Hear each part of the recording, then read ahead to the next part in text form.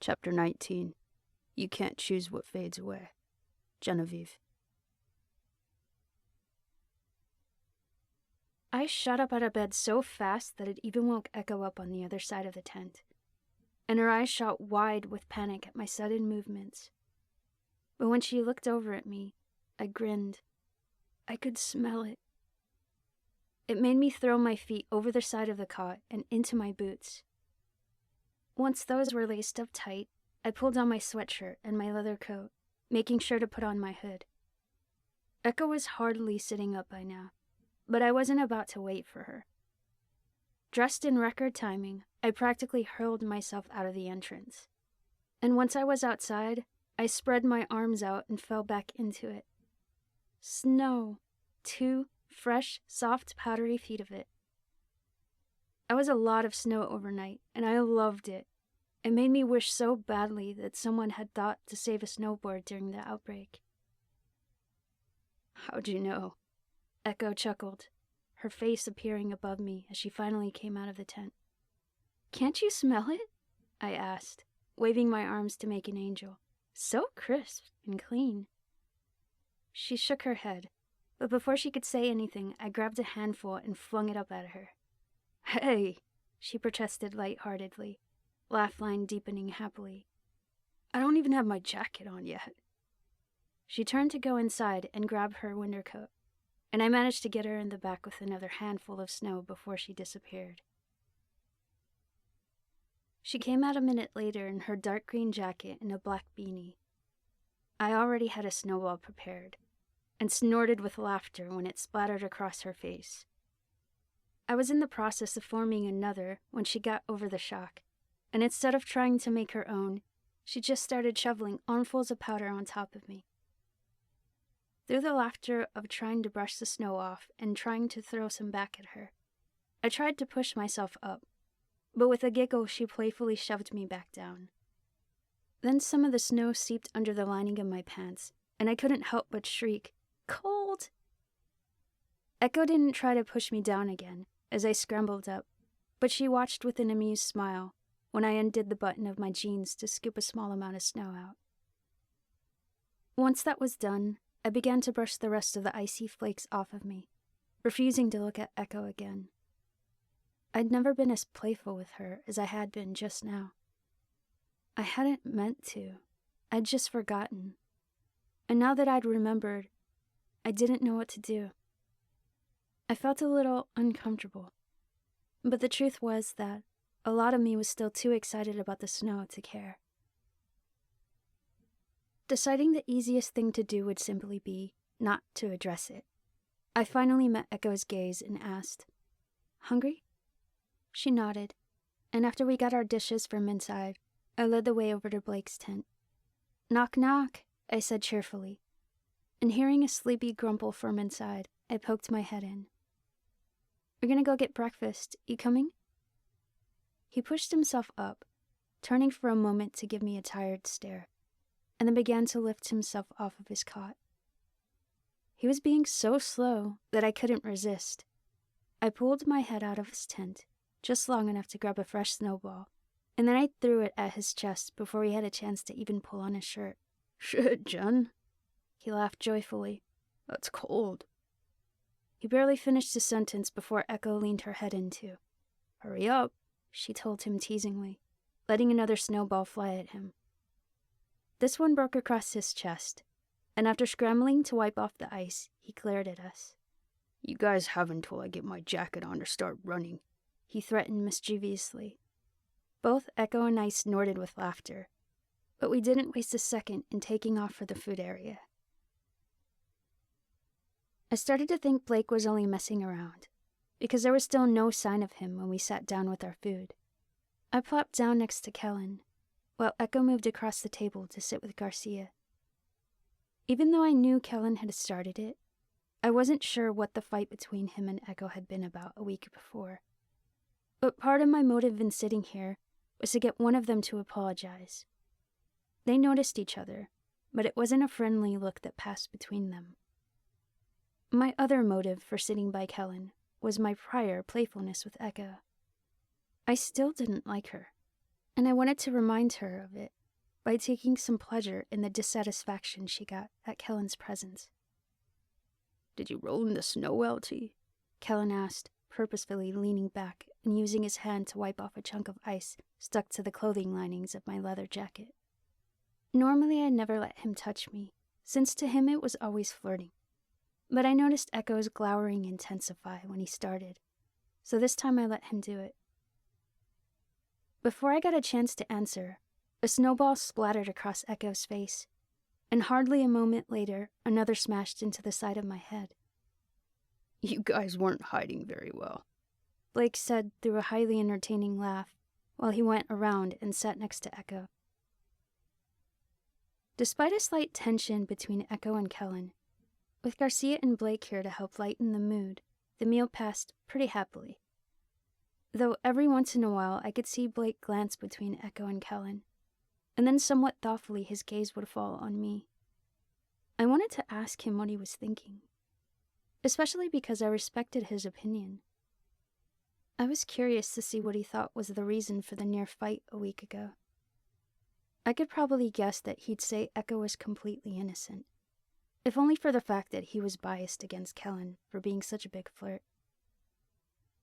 Needless to say, with the fresh snow and a somewhat happy breakfast, I was in a pretty good mood. So much that it didn't bother me when Echo tried making conversation as we strode toward the borders of camp. I had no idea you like snow so much, she mused with a chuckle, seeing as I was practically skipping through it. Are you kidding? I asked sarcastically, turning just enough to swipe my hand through the powder and smack some at her. Anybody who doesn't love it is crazy. That's pretty biased, she laughed, brushing the snow off of her coat and out of her hair. She obviously wasn't as excited about it as I was, but the way she said that made it seem like she wasn't the biggest fan. I already knew you were crazy, I told her teasingly. I'm not surprised you don't like it. I heard her give a huff of breath in amusement, but then she clarified.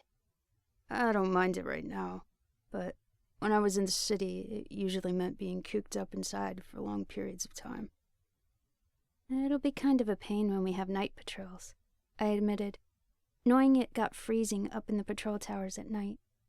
So enjoy it while you can, I told her with a grin as I turned and fell into the snow again, picking myself up immediately to continue our walk.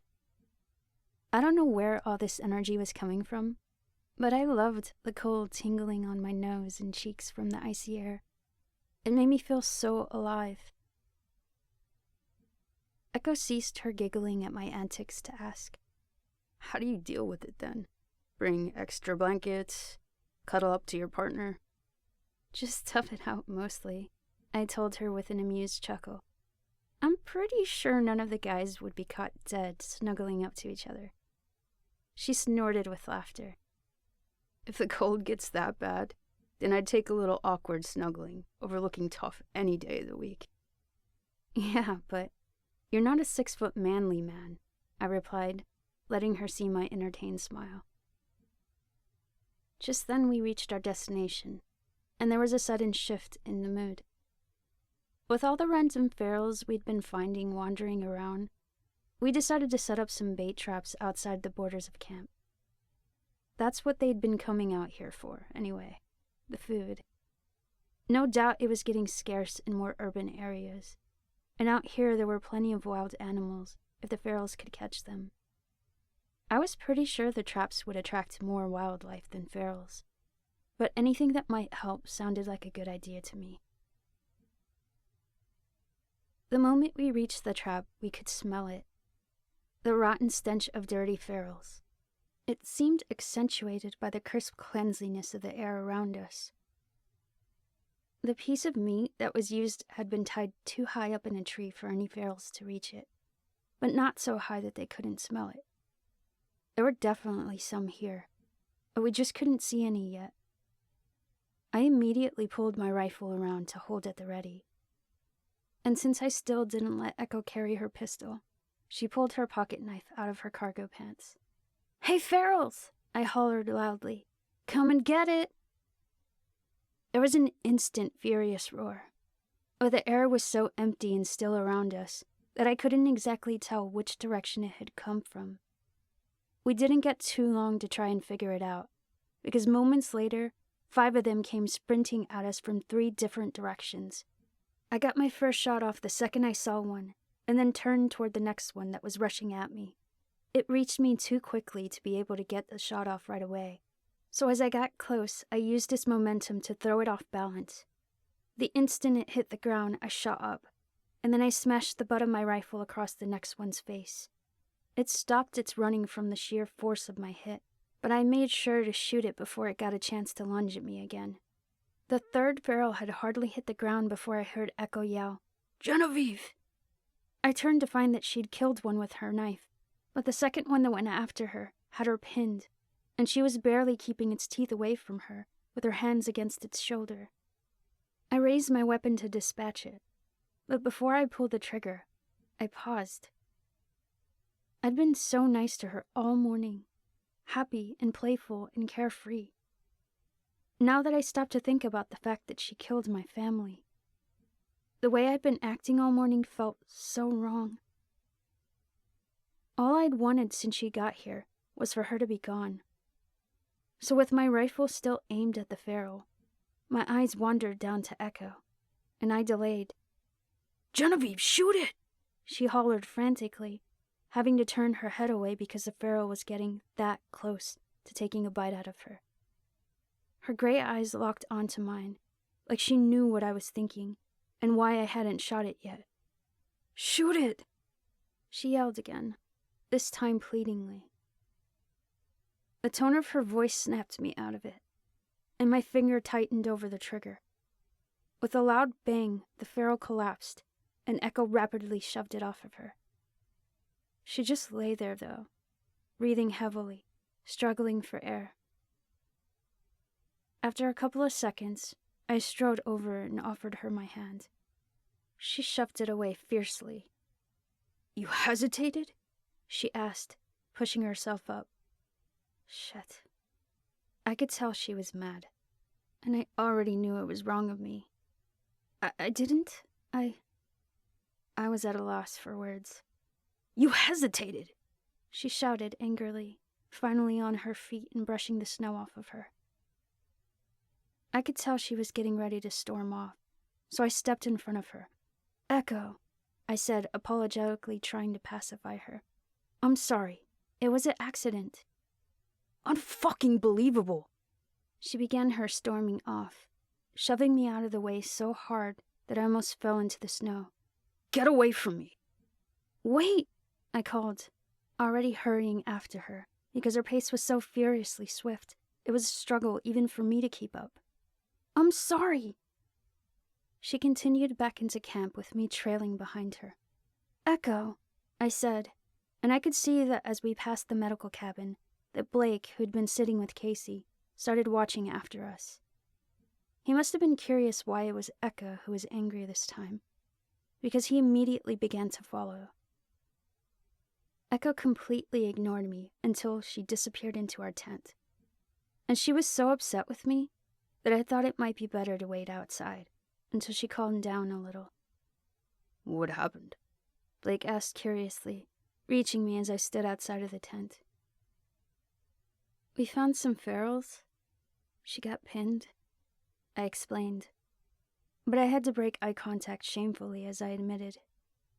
I hesitated.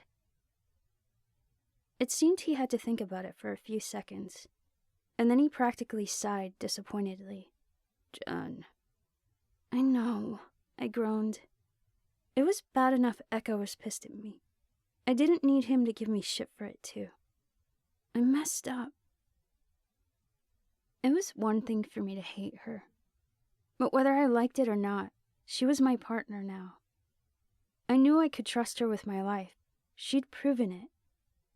But I'd just given her reason to think that she couldn't trust me with hers. Before Blake could say anything else, Echo stomped back out of the tent. She had her backpack over her shoulders, and as she turned and headed past Blake and I toward the river, I could see that she had her pistol strapped to her thigh, too. That worried me, instantly, and after I motioned for Blake to stay put, I hurried after her. She was walking so fast still that she was already at the river by the time I had caught up enough not to have to yell. "What are you doing?" I asked, hopping off the final rock to get to the other side of the water. "What does it look like I'm doing? I'm leaving," she answered bitterly, not even turning around to look at me.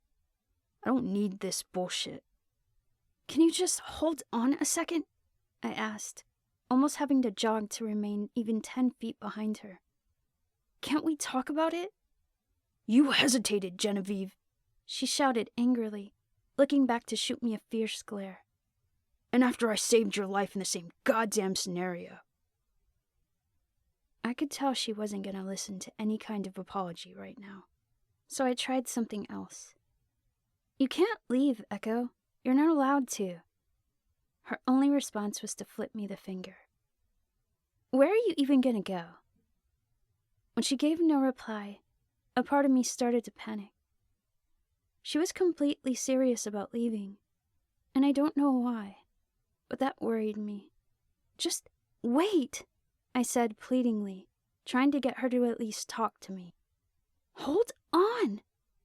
She wasn't having any of it. "Hayden, please," I begged frantically, and at hearing that, she froze in her tracks. She stood with her back turned for a good 15 seconds before finally storming over to me. My heart dropped a little when, as she got to me, she pulled her pistol out of its holster, but she immediately put the grip into my hand and pressed the barrel against her chest. "If you want me dead that fucking badly, then do it yourself." I don't, I told her, and tears welled up with how guilty the look she had on her face made me feel. "This is your chance." She angrily shook my hand, eyes locked onto my own, daring me. "I don't," I repeated. "I know that now. I'm sorry." I didn't know what else to say. "If you're gonna kill me," she started, glancing down at the gun against her chest, "then this is how I want it to happen." When her eyes met mine again, they were watery, and she sniffled. "Don't let me get bit." A stubborn tear cascaded down her cheek, but she wiped it away defiantly. "Please, Genevieve. Anything but that." "I won't," I told her, dropping my arm so that the gun was no longer pointed at her. "It was a mistake. Just don't leave." She blinked away the tears, challenging angrily. "Give me one good reason why I should stay." "Winter just started. It isn't safe," I offered. She shook her head. "Strike one." I racked my brain for another reason. "Your raider buddies won't take you back." "Strike two," she told me, sounding offended that I'd even mentioned it. There was a reason that sprung to mind, but even though I was starting to panic again, I didn't want to say it. I didn't know why I even thought it in the first place. So instead, I said, "You'll never survive before you get out of the woods." I wasn't surprised when she sighed. "Strike three." "I want you to stay," I blurted before she could turn away. Her eyebrows rose with genuine shock. "You want me to stay?" she repeated in disbelief. And when all I could do was nod, her voice portrayed further surprise. "Why?" That question was so much more complicated than it sounded. I wasn't even sure that I could give her an exact answer. I hated her so much. Just being around her was painful. But she was my last remaining link to a world that no longer existed, to a time when things were better. Sure, I'd known Cap before the outbreak, but I'd never really spoken to him, or had a history with him, or cared about him. Echo was the last thing I had. It was nostalgia, no matter how badly I wanted revenge, no matter how badly I wanted to make her pay for the things that she'd done. I wanted her here. Stupid, irrational, contradictory nostalgia. And it was overpowering.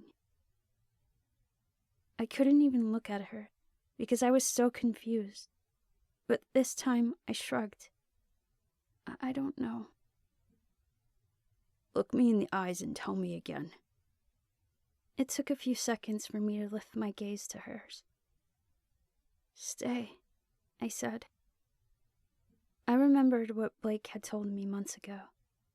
That he thought Echo would do anything I wanted if I just asked. He'd been so right. For me. Those pearly gray eyes bored into my own and scanned over every inch of my face. She was watching me so thoughtfully that I flinched when she snatched the pistol out of my hands. I'm keeping this, permanently. And she muttered under her breath, since I obviously can't trust you. She looked away to make sure the safety was on and put the gun back into the holster. And when she met my gaze again, she'd regained her anger. And don't ever call me that, she said bitterly, shoving past me to start back toward the tent. Hayden's dead. She didn't say a single thing to me for the rest of the day. Nor did she speak to me the entire time we completed our night patrols. We woke up from recuperation around dinner the next day, and I sort of expected that it had been long enough that she wouldn't be as furious with me. But she stormed to the DFAC ahead of me before I could even extend a waking greeting. When I finally reached the table she was sitting at, she didn't so much as look at me.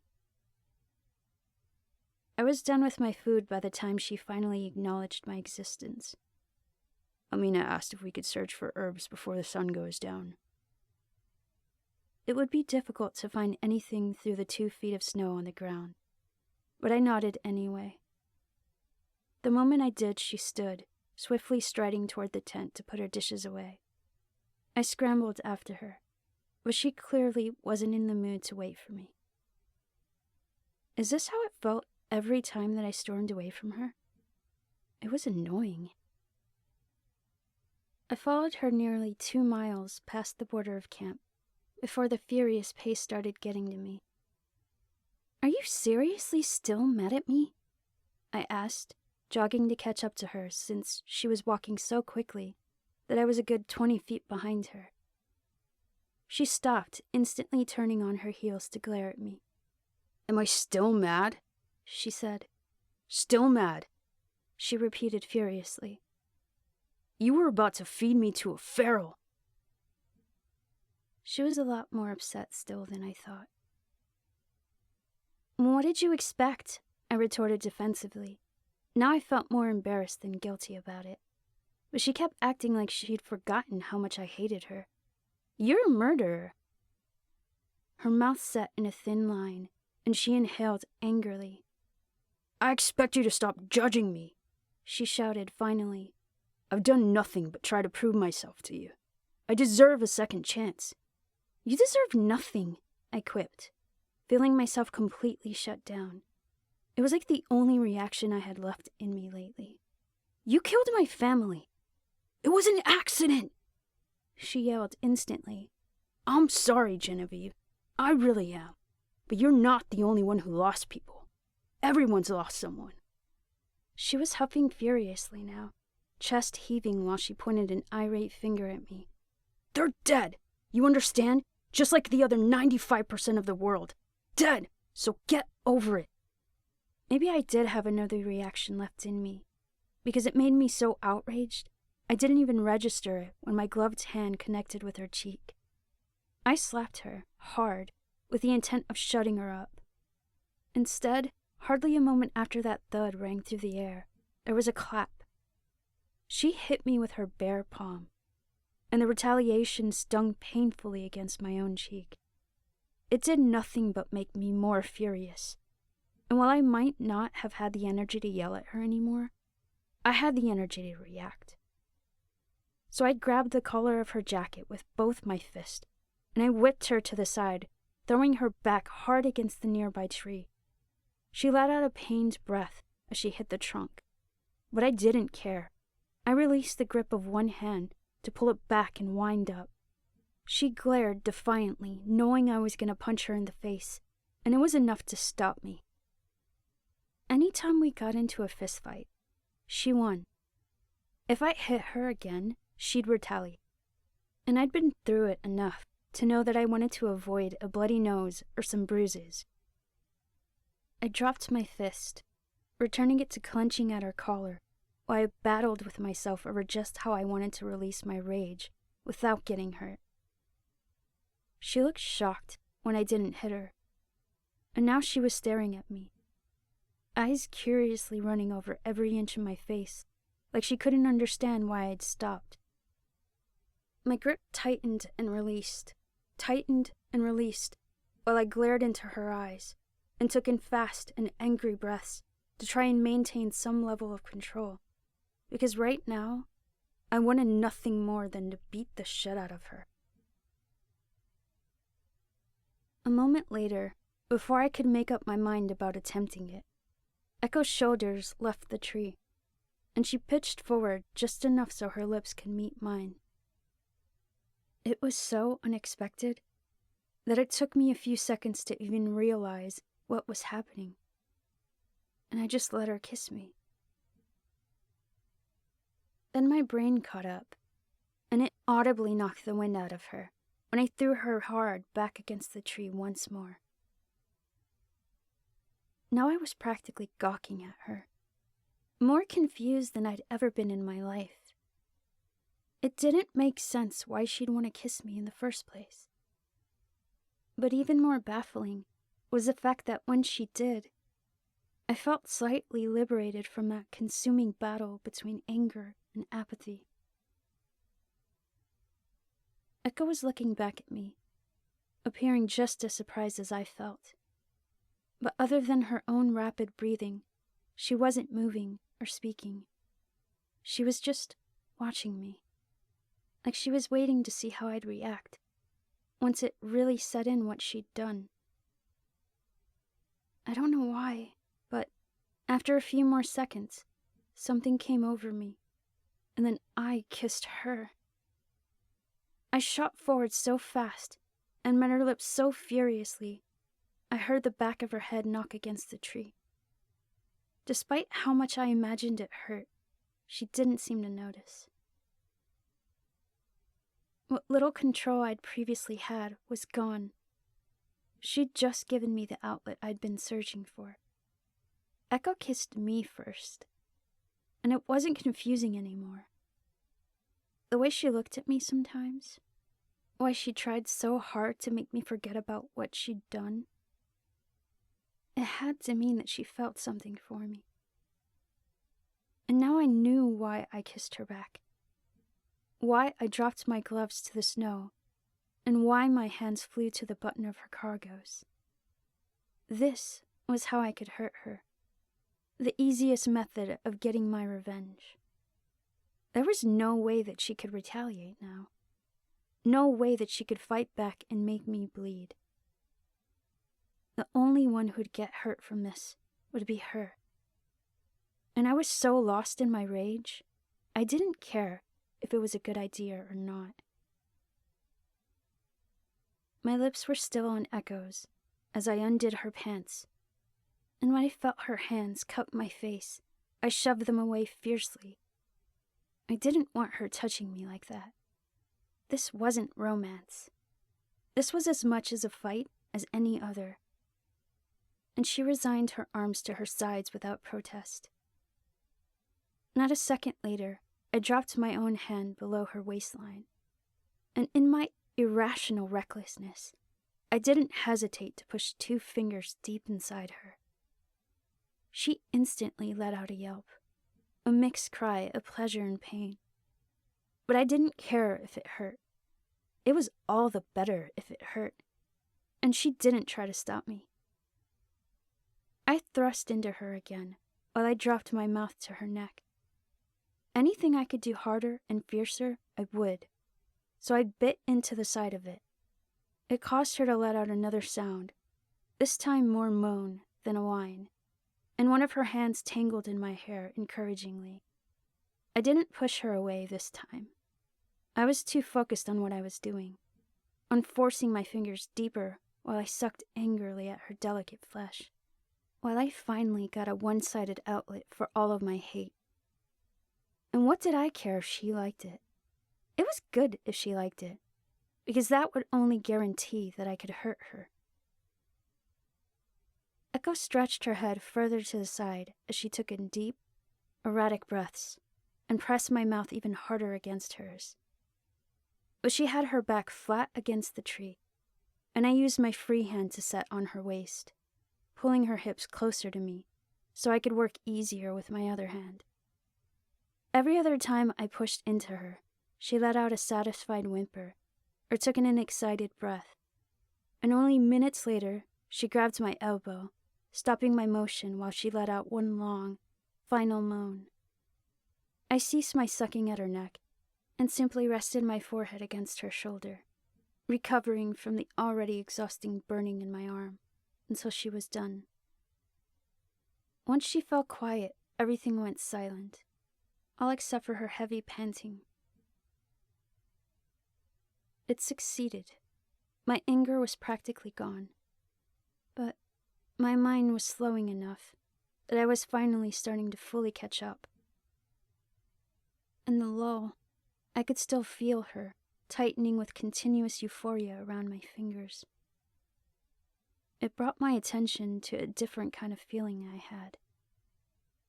Frightened of it, I pulled back swiftly and took my hand out of her pants, trying not to let my face show the unnerving frenzy I could feel rising in me. She was watching me in bewilderment, but I stared back defiantly as I wiped my hands off on her jacket and grabbed my gloves out of the snow. I turned without saying anything and started back toward camp.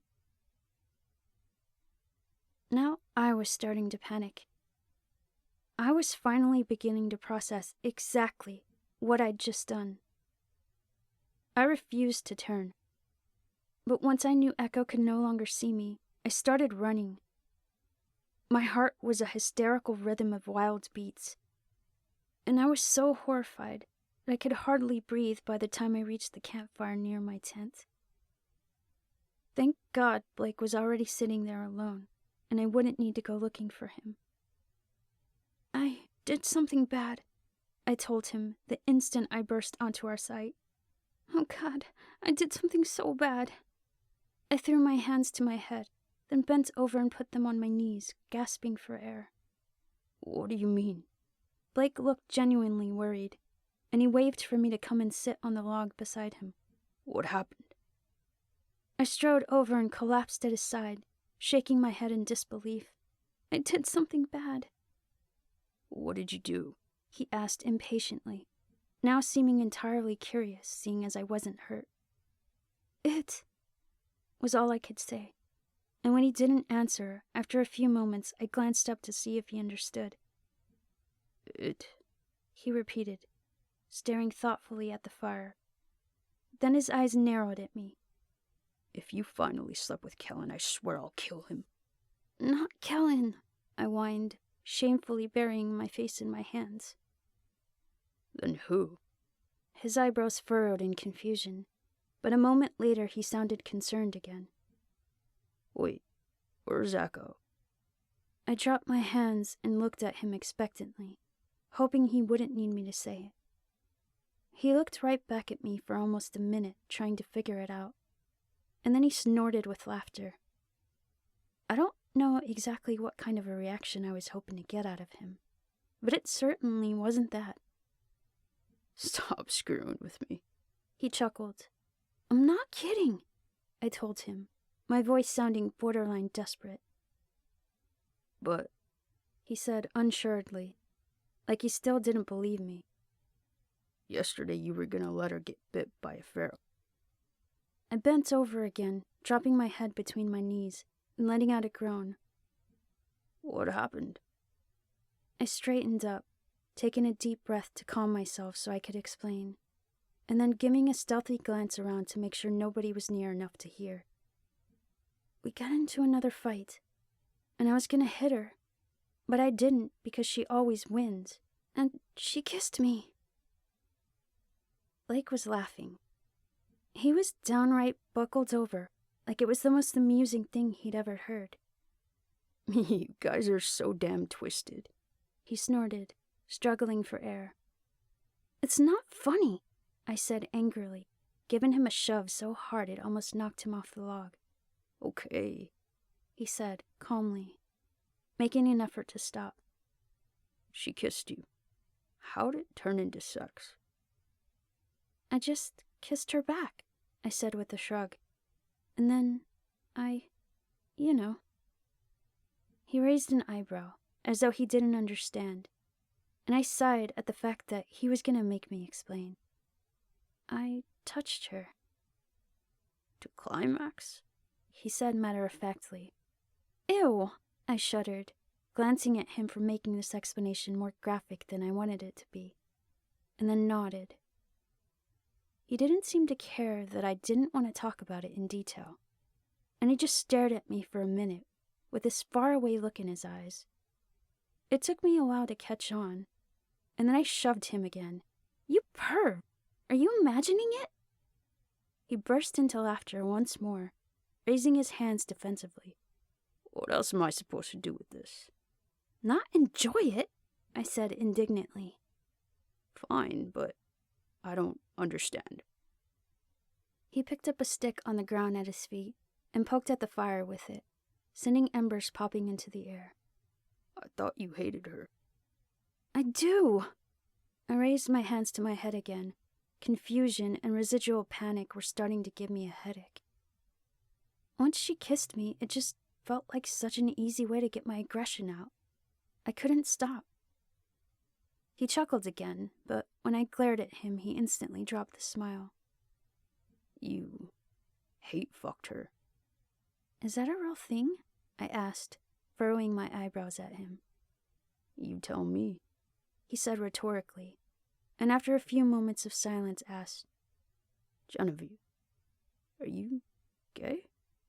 What? I asked in shock, and then added quickly, no!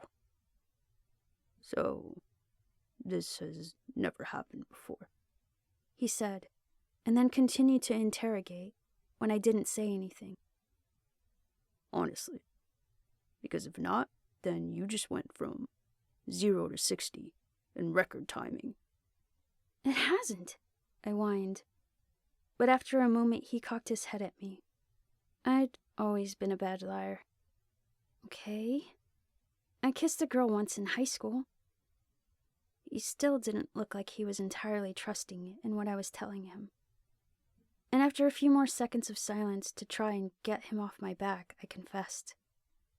Fine. There might have been some... And I turned my face away because I couldn't look at him, and I had to whisper it. Fondling. Then I added in a rushed sigh, as some sort of an excuse. I was drunk. He snorted with laughter, even though it sounded like he was trying to control it. It swiftly turned into an entertained bellow. Oh my God, Genevieve. He chortled. I was scowling at him furiously, but he kept talking. I'm sorry. It's not what you did. It's that you seriously just used the word fondle. You're such an asshole, I grumbled, though the fact that he found this amusing had curbed some of my immense panic. Now I was only annoyed with him. Okay, he said, taking deep breaths and finally trying to stop his laughing. Are you gonna do it again? No, I said defensively. And when again he didn't look like he believed me, I added, I'm not. I mean, I get it. She's really attractive.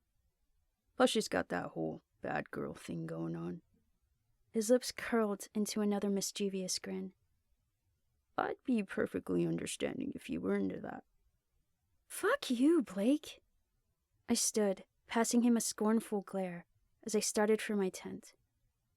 The last thing that I wanted was for him to make it seem okay.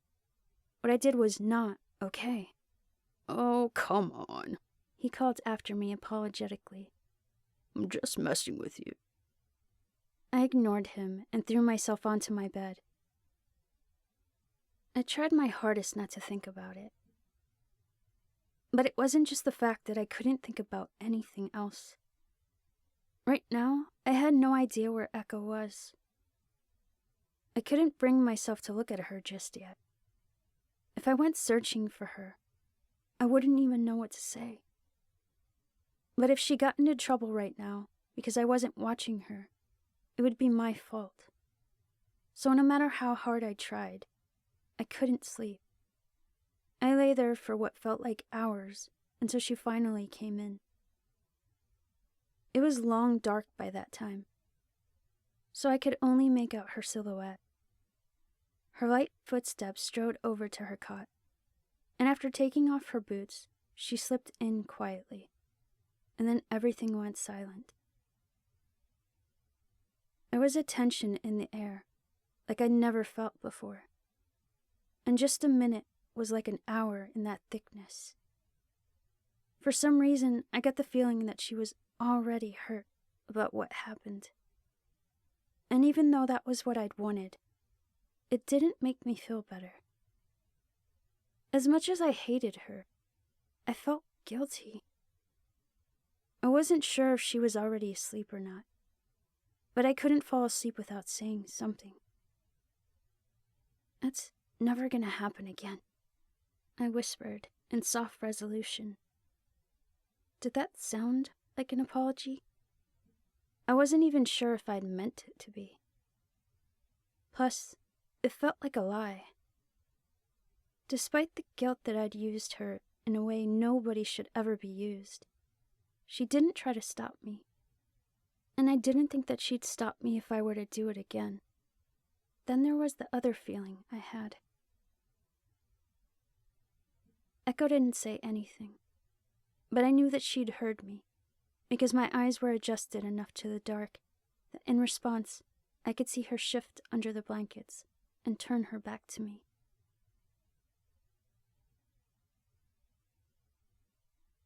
Chapter 20.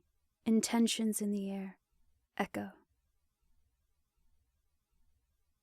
I rolled over in my cot, barely cracking my eyes to look at the other side of the tent. Seeing that Genevieve was still fast asleep, I eased myself out of my blankets and put on my boots and coat as silently as I could. Practically tiptoeing, I exited the tent, and I made my way over to the fire pit.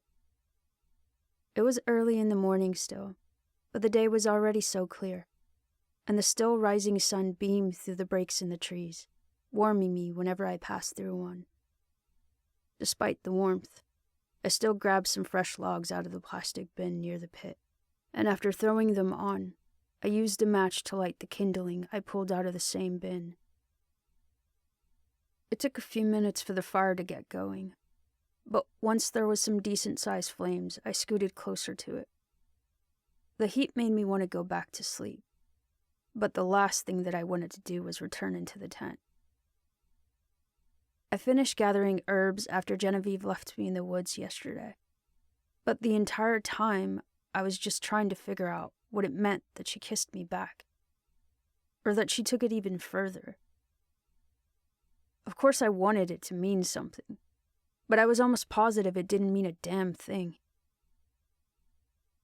When I came back into the tent last night, she'd told me that it wouldn't happen again, and she'd sounded guilty, like maybe she thought she'd hurt my feelings.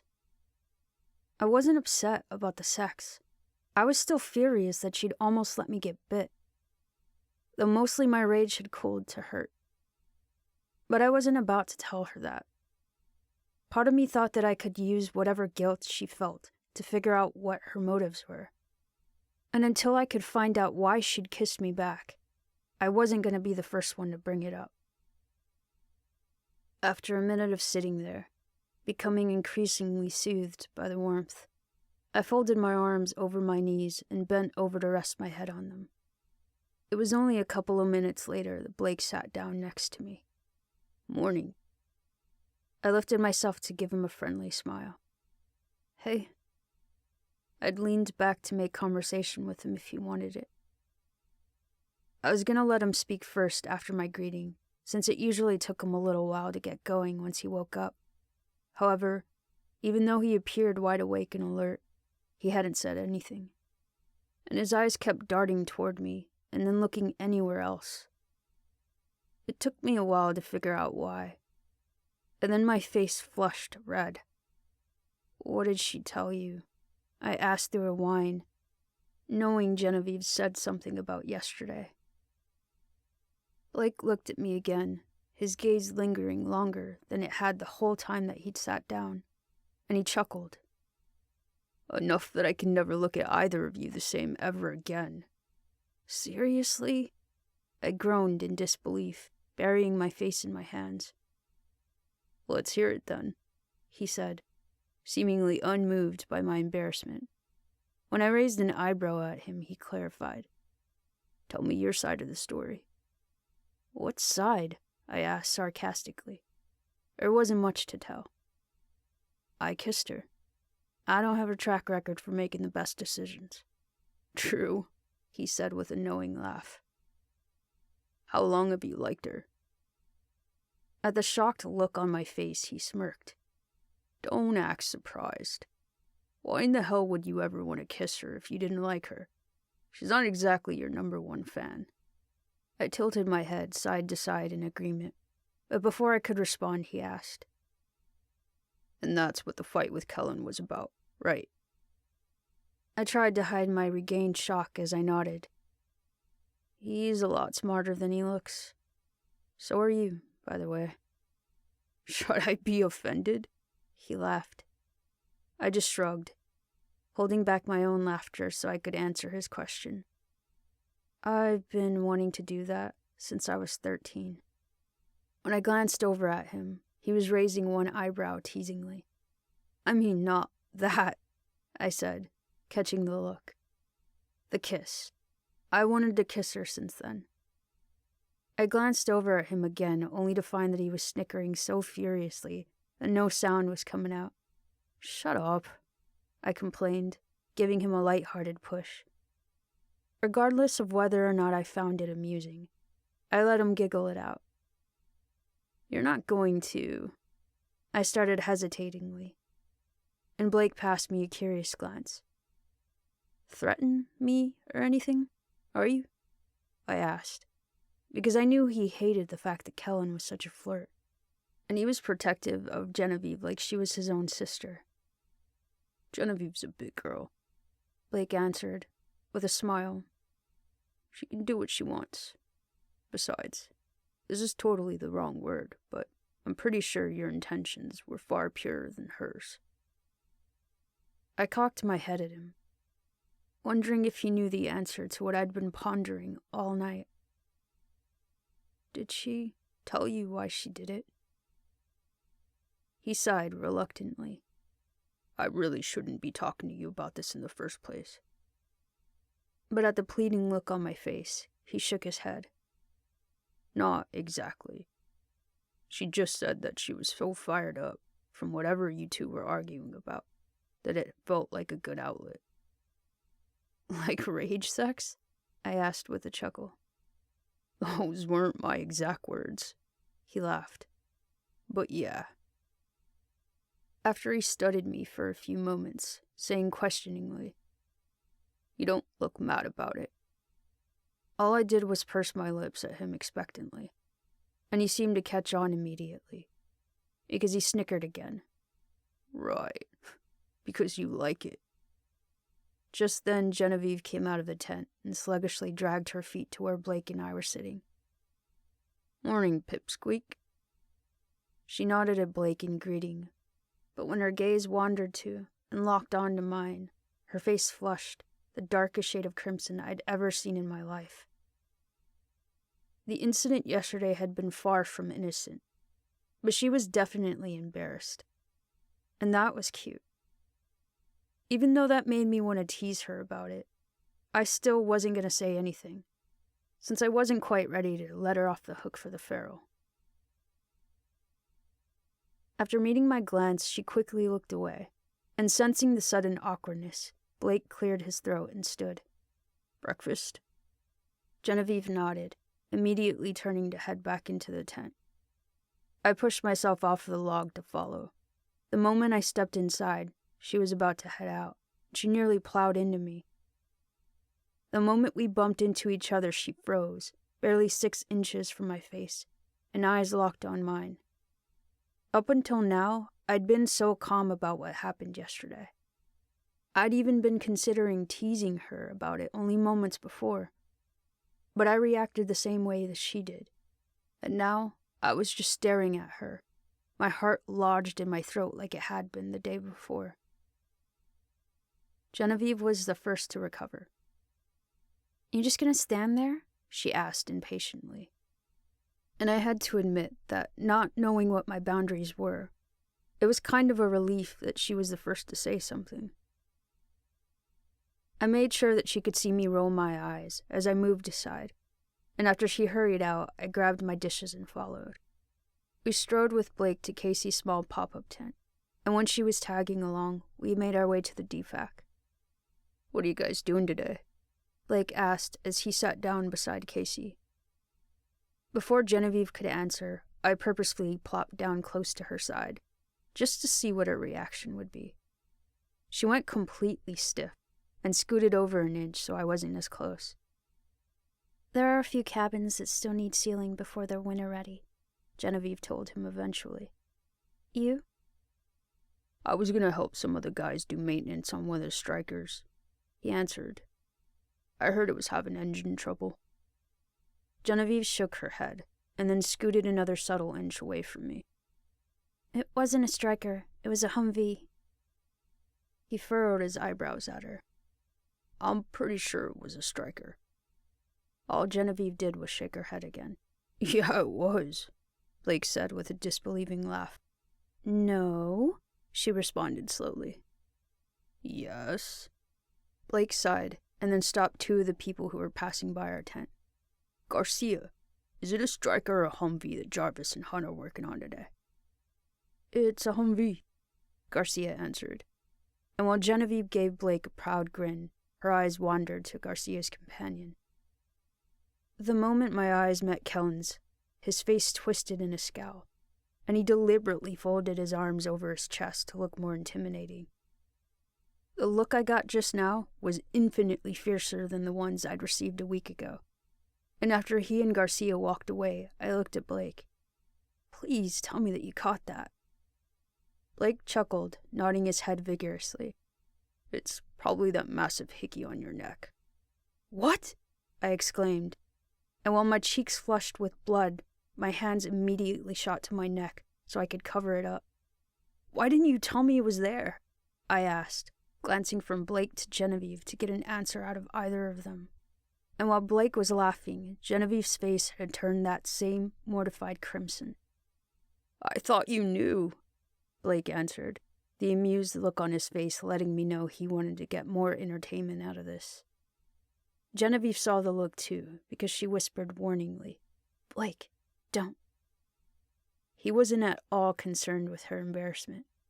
"Couldn't you tell how hard she was sucking on you?" he asked, still snickering. "Who?" Casey asked in surprise, probably at hearing it had been a girl, and she glanced between Blake and I curiously.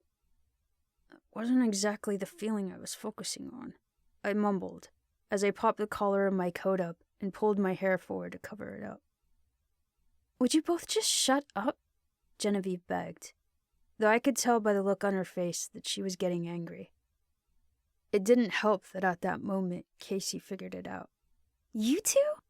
Her mouth dropped as she pointed to Genevieve and I, and then she covered it with her hands to hide an amused grin. "I hate all of you," Genevieve glared as she stood, and leaving her dishes behind, she began to storm off. I just watched her leave, in no mood yet to cater to her attitude. Instead, I glanced into her bowl, and seeing that she hadn't even finished her soup, I pulled it over so that I could eat it after mine. "You're not going to go after her?"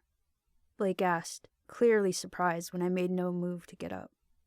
"No," I answered, nonchalantly slurping up the last bit of fluid in my bowl, and moving on to Genevieve's. "She can stew in it for using me as feral bait." I missed something big, Casey mused, shaking her head like this entire thing was overwhelming. I'm sure Mr. Smooth can fill you in, I told her sarcastically, nodding my head toward Blake, since he seemed so eager to talk about it. I sat there just long enough to finish the rest of the food, and then I took Genevieve's and my own dishes down to the river to rinse them off. After I'd put them back in the tent, I wandered toward the cabins at the edge of camp. There weren't many people around. Everyone who lived in the few cabins were already at breakfast or working, and there were only a few men working on building a brand new one close by. I could see which structure Genevieve was in by the small amount of light that seeped out of the unsealed cracks between the logs. The moment I walked in, her gaze landed on me, and she still looked kind of mad. When I didn't say anything, instead picking up a small putty knife to begin working silently, she went back to her work herself. Aside from the light that poured through the remaining cracks from outside, the only source of illumination in the cabin was a small window at the back and a battery-powered lantern on the floor. It took a bit of squinting to make sure I wasn't missing any spots. I had to work at Genevieve's side since there was only one small bucket of mud and cement mixture of sealant, and every once in a while, I'd see her briefly glance at me out of the corner of her eye. It felt like nearly an hour before she finally said something. Have you ever done that before? I knew what she meant, but seeing as I was still upset with her, I couldn't resist the opportunity to annoy her a bit. We did this once a few weeks ago, I answered, talking about sealing the cabins. No, she said without looking at me, but even from where I was, I could tell that her cheeks were turning red. Yesterday. We've gathered herbs plenty of times too, I told her, my tone of bitter teasing. No, she said again, this time sounding exasperated. I know you know what I'm talking about. I waited a few moments so that she'd know that when I answered, I was addressing her original question. Yes.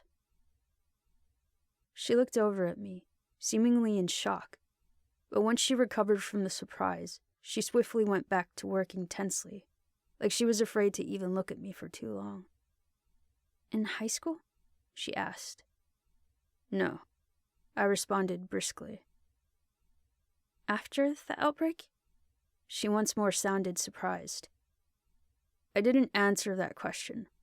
The last thing that I wanted was for Genevieve to have some details and to judge me for a romance with another raider, especially since she didn't know the first thing about it. It would only make me furious if she decided it was something that she could pick at me about. She fell quiet when I offered no reply, and things were silent between us for at least another 20 minutes. Eventually she asked in a murmur, Are you mad at me? You were about to let me get eaten, I told her impatiently. This time she turned toward me, her eyebrows furrowed, with that annoyance I'd been aiming for. That's what you're still mad about? Oh, I'm sorry, I started sarcastically, tossing my putty knife to the floor. I wasn't still just mad about it. It still made me so furious that I was somewhat eager for an argument. I didn't realize I was supposed to be okay with it. It was a mistake, Echo, she said. I apologized. Huh, I mused. Funny how when you apologize, I'm just supposed to accept it. Do not compare this to what you took from me, she barked. All I could do was stand there, glaring at her. Damn you! What more do you want from me? I want to know that the person that I go on patrols and missions with has my back, I told her, poking her chest furiously. How can you expect me to go into the city with you if I think you'll happily let me get bit? At least I got it out of my system, she quipped hotly. You're lucky I even shot it after the things you've done. I groaned in frustration, and since I knew it had been making her uncomfortable all day, I said, You really want to argue about this again? Because you know what happened last time. You kissed me first, she said defensively. I chuckled tauntingly. And you took it to a whole nother level. At the exact reminder, she rapidly glanced away. See? That look right there. I pointed out. What is it? Shame? She glared at me defiantly. A look I'd come to know as a warning to shut my mouth. But I was too aggravated to stop. Guilt? The scowl deepened. Excitement? I asked teasingly, and her eyes narrowed viciously. What? You can do it, but you can't talk about it? I should have obeyed the warning look, because she roughly grabbed my collar and threw me back against the wall of the cabin. Why'd you do it? I asked, with difficulty. Aside from the fact that her proximity made me want to kiss her again, was a contradiction that, now that the anger was fading, I was really starting to feel how I should. Hurt. Why do you think? She whispered rhetorically. And it was so quiet around us, I was sure she could hear my heart pounding. Because I hate you. You always do that with people you hate? I asked. Her eyes narrowed once more, and she answered more specifically. Because I know I can hurt you. I scanned her face, hoping to find a lie in her eyes. There was none. That was the complete truth. But despite the fact that I knew I should, I couldn't bring myself to push her away. I kept telling myself to, over and over again, but it was so much easier thought than done. When I didn't respond or push her away, her eyebrows rose with intrigue. You don't care if that's why, do you? How do you want me to answer that? I asked, reaching up and carefully peeling her clenched fist from my collar.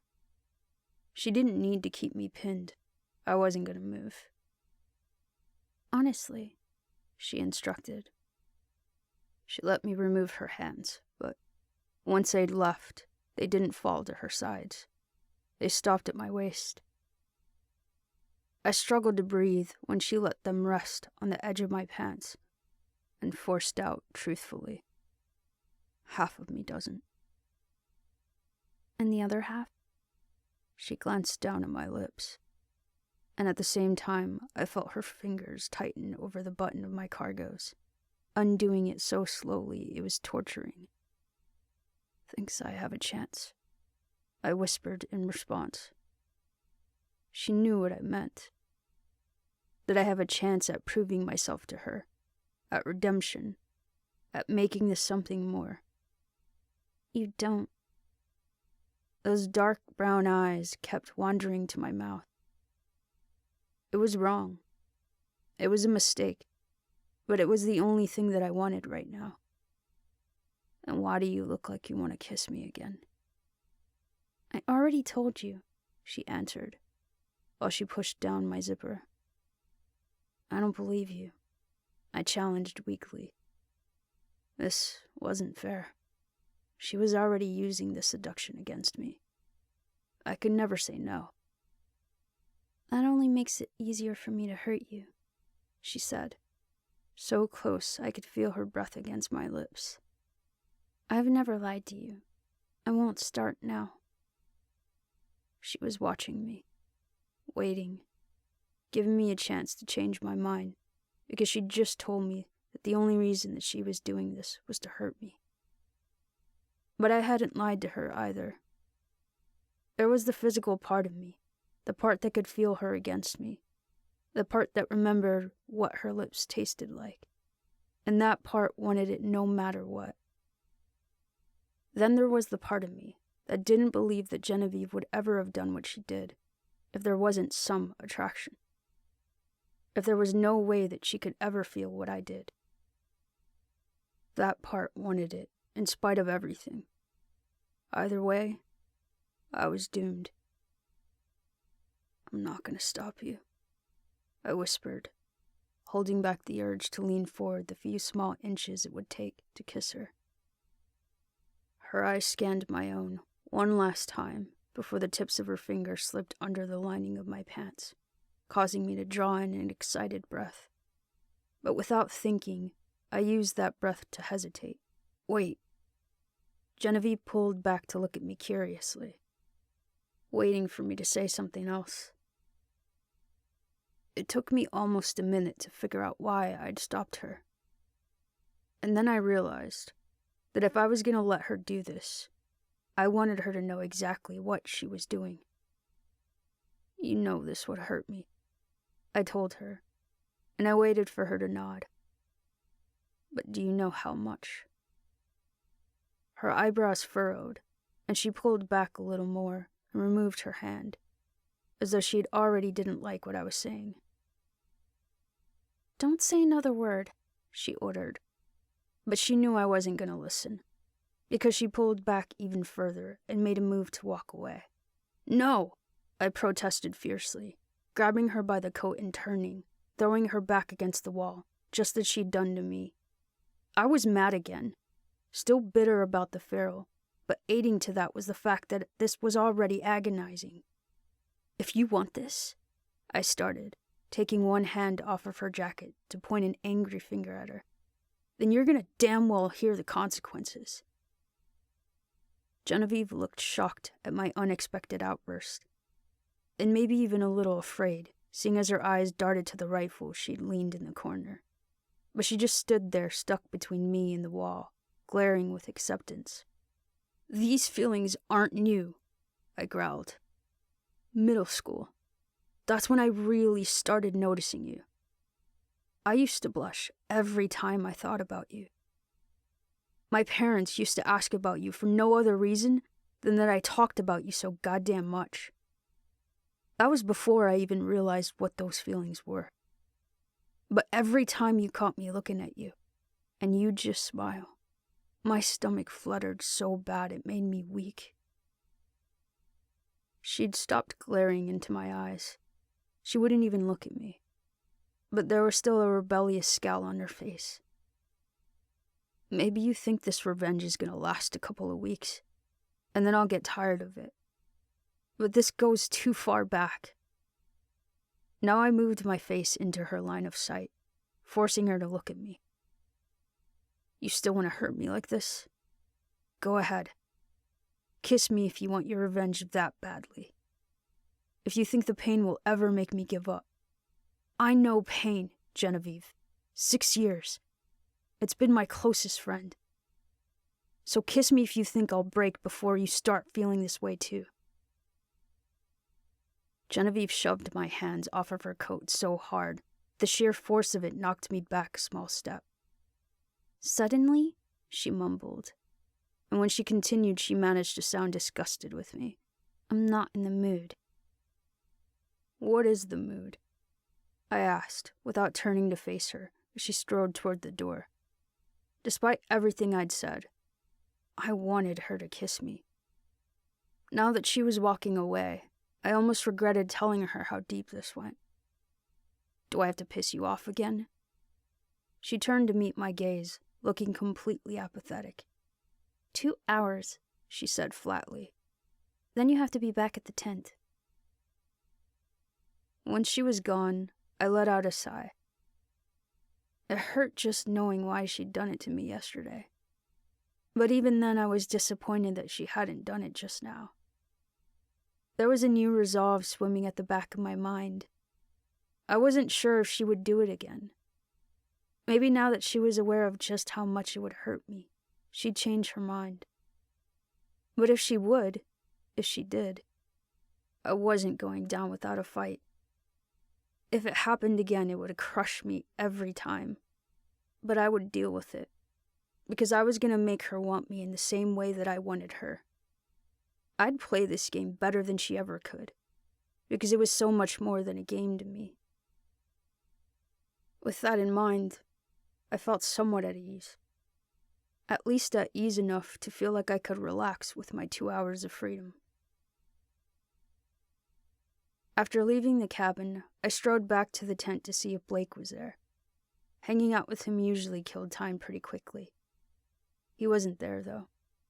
So instead I grabbed a novel I'd finished off of my cot and started for Anthony's site to trade it for a new one. Nobody was at the campfire when I reached the preacher's shelter, nor was he resting under his tarp. I stood at the middle of his area and glanced around, checking to see if he was nearby. That way I could wave and motion to him that I was taking a different book. He was nowhere to be found, but since he'd told me that I didn't have to worry about asking him before taking another paperback, I didn't hesitate to return the old one and picking something else. I took it back to the tent with me, and throwing myself down on my cot, proceeded to fill up some time with reading. I don't know how long it was. Time always flew by when I'd buried my nose in a book. But after about 50 pages, Genevieve stormed in, immediately grabbing me by the collar, as was becoming so normal for her. "What did you take?"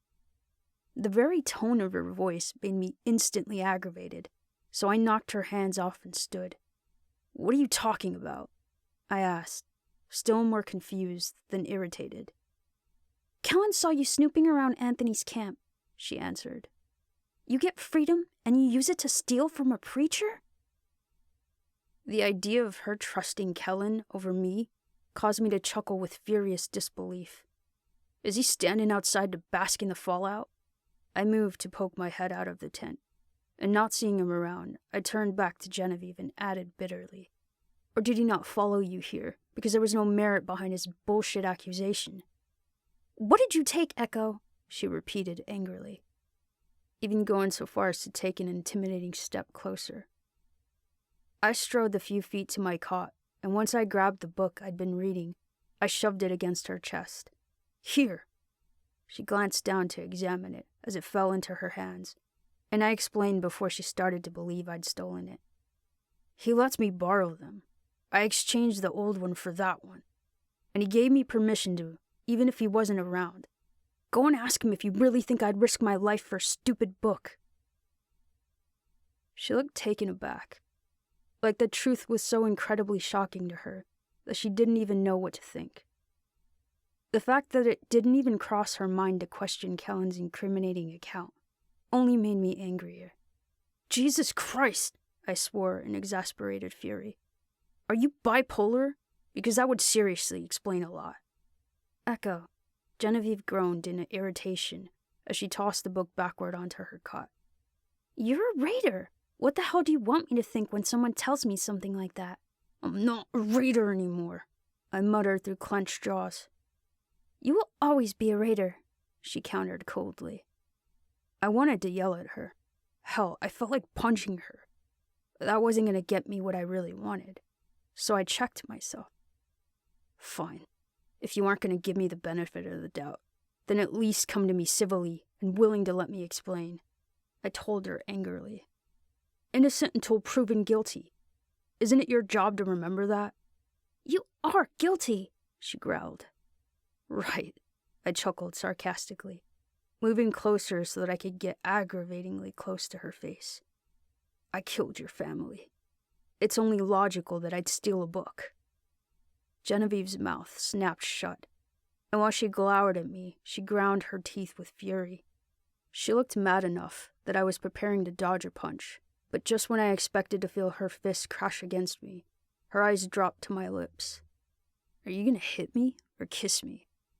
I asked with tense curiosity, completely and instantly stripped of all anger at the mere suggestion of it. Once more, all I wanted was her. To be honest, it's kind of intimidating not knowing what... Her lips landed on mine before I could even finish. And all at once, I felt relieved and tortured at finally getting what I desired. Relieved because I was desperate for it. Tortured because I could practically taste her resentment on my tongue. "Genevieve," I mumbled out of the side of my mouth. And when she stopped kissing me to thrust me backward onto her cot, I said, "Kellen knows something's up." She clearly didn't care, because after situating herself above me, she made it impossible for me to speak. But this was important. I was pretty sure Kellen had the power to ruin my life here, and I at least wanted her to have it in the back of her mind the next time he accused me of something. So I pushed on her shoulders to stop her one more time. "He at least knows that I like you." At that, she sighed with annoyance and pulled back even further, refusing to look me in the eyes again. Why does it bother you so much when I say that? You know it. That's why you're doing this. Yeah, but just stop saying it, she told me, finally meeting my gaze to give me her fearsome warning glare. She seemed to be entering that mood where she was preparing to walk away from me. I shouldn't have opened my big mouth in the first place. And now the only way I could think to get her to stay was to keep making her mad. Stop saying what? That I like you? I asked, the slightest hint of teasing in my tone. I used to daydream about you, you know? But you're a way better kisser than I ever imagined. Shut up, she growled through clenched teeth. I wasn't going to. I could already tell I was halfway to getting her to kiss me again. Make me, I challenged with a smirk, and then told her mockingly, or else I'm just gonna keep saying it. I like you, Genevieve. I have a big, fat crush on. Once more, she cut me off with her lips. It was a hard, rough, angry kiss. But this time, I wasn't gonna say anything that would make her stop. Wouldn't say a damn thing, no matter how much the emotional pain battled with the physical pleasure, because I was gonna win this. Chapter 21. Seek You Out. Genevieve. I filed out of the classroom behind the other students, trying to search over their shoulders for someone specific. I spotted her light brown hair through the crowd, and once I passed the door, I jogged to catch up. Hayden, I called. At hearing her name, she turned around, and seeing it was me, she grinned. Is your next class this way? I asked, pointing the direction she'd been heading. She nodded shyly and resumed walking with me at her side. Is yours? Not really, I answered, and pointed the opposite way. It's that way. She nodded again, and this time followed it up by glancing over at me awkwardly. I got an A on that test, I told her, and she smiled proudly. I think it's because you let me borrow your pencil. You're like a good luck charm. I doubt I had much to do with it, she giggled. I didn't even study, I replied with an easy shrug, glad when she giggled some more. Then I fell quiet, trying to find the nerve to spit out what I'd come to say. I'd done my planned siege perfectly, and the last bell for our next class would ring in a minute. Since you're such a good luck charm, I started, and she looked over at me curiously. I was gonna see if you might come to the soccer game tonight. The soccer game? She repeated unsurely. Worried I'd made her uncomfortable by asking, I looked over to apologize. Her cheeks were tinted with a faint blush, but her laugh line was deep with her signature smile. It's an important game, I justified, hoping it might help convince her. I just couldn't read on her face whether or not she wanted to go. She was so quiet in her thoughtfulness. I could ask my parents, she said quietly. Maybe. Maybe. I'll take it, I accepted hastily, glancing back toward where my next class was. I gotta go. I'll look for you tonight. She gave me a timid wave in departure, and I hurried to the opposite end of the campus, arriving late. That night at the game, I looked for her in the bleachers. The girls' soccer games were never that popular, so there weren't many spectators to search through. She was nowhere to be found. We won, but I was so distracted looking for her every couple of minutes that the victory didn't come easy. Hey, I greeted, jogging to catch up to her again as we left our class. I didn't see you last night. Were you there? She hummed quietly, and when I looked at her, she was blushing just like yesterday. Was I intimidating to her? I didn't know if you were serious about wanting me there. After only a split moment's pause, she added, as if it was more of an acceptable excuse. And I don't have my license yet. Of course I was serious. I laughed, assuming by her shyness that the first reason was the more honest one. And then I admitted more than I had yesterday. Some of us went out for pizza afterwards. I was going to invite you. For some reason, she tinted an even darker shade of red after looking at me in shock, and I couldn't help but chuckle. Thought it would be fun to make Naomi mad if you came, you know?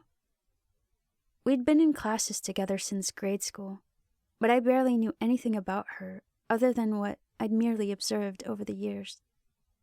She huffed with amusement, but replied timidly, Not really good in, with social things. I snorted with laughter, and then passed her an apologetic smile when I realized how serious she was. Okay, I mumbled, trying to think of a solution. But when I saw that she was blushing more furiously, I put my hand on her shoulder, reassuringly. No, don't be shy. It's okay. How about... I glanced up thoughtfully. What if it's just you and me then?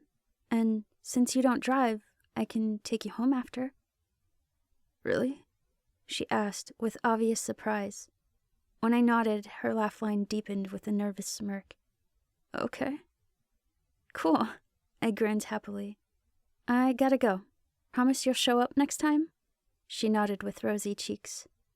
Bye. But we never got to hang out, because 2 nights later, Mr. Greeley was in my living room with a gun in his hand.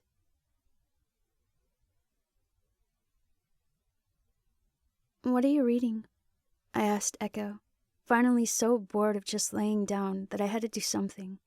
Today was one of our off days, and since waking up from my post-patrol nap an hour ago, I'd just been lying there. Some book about vampires, she answered, flipping the page.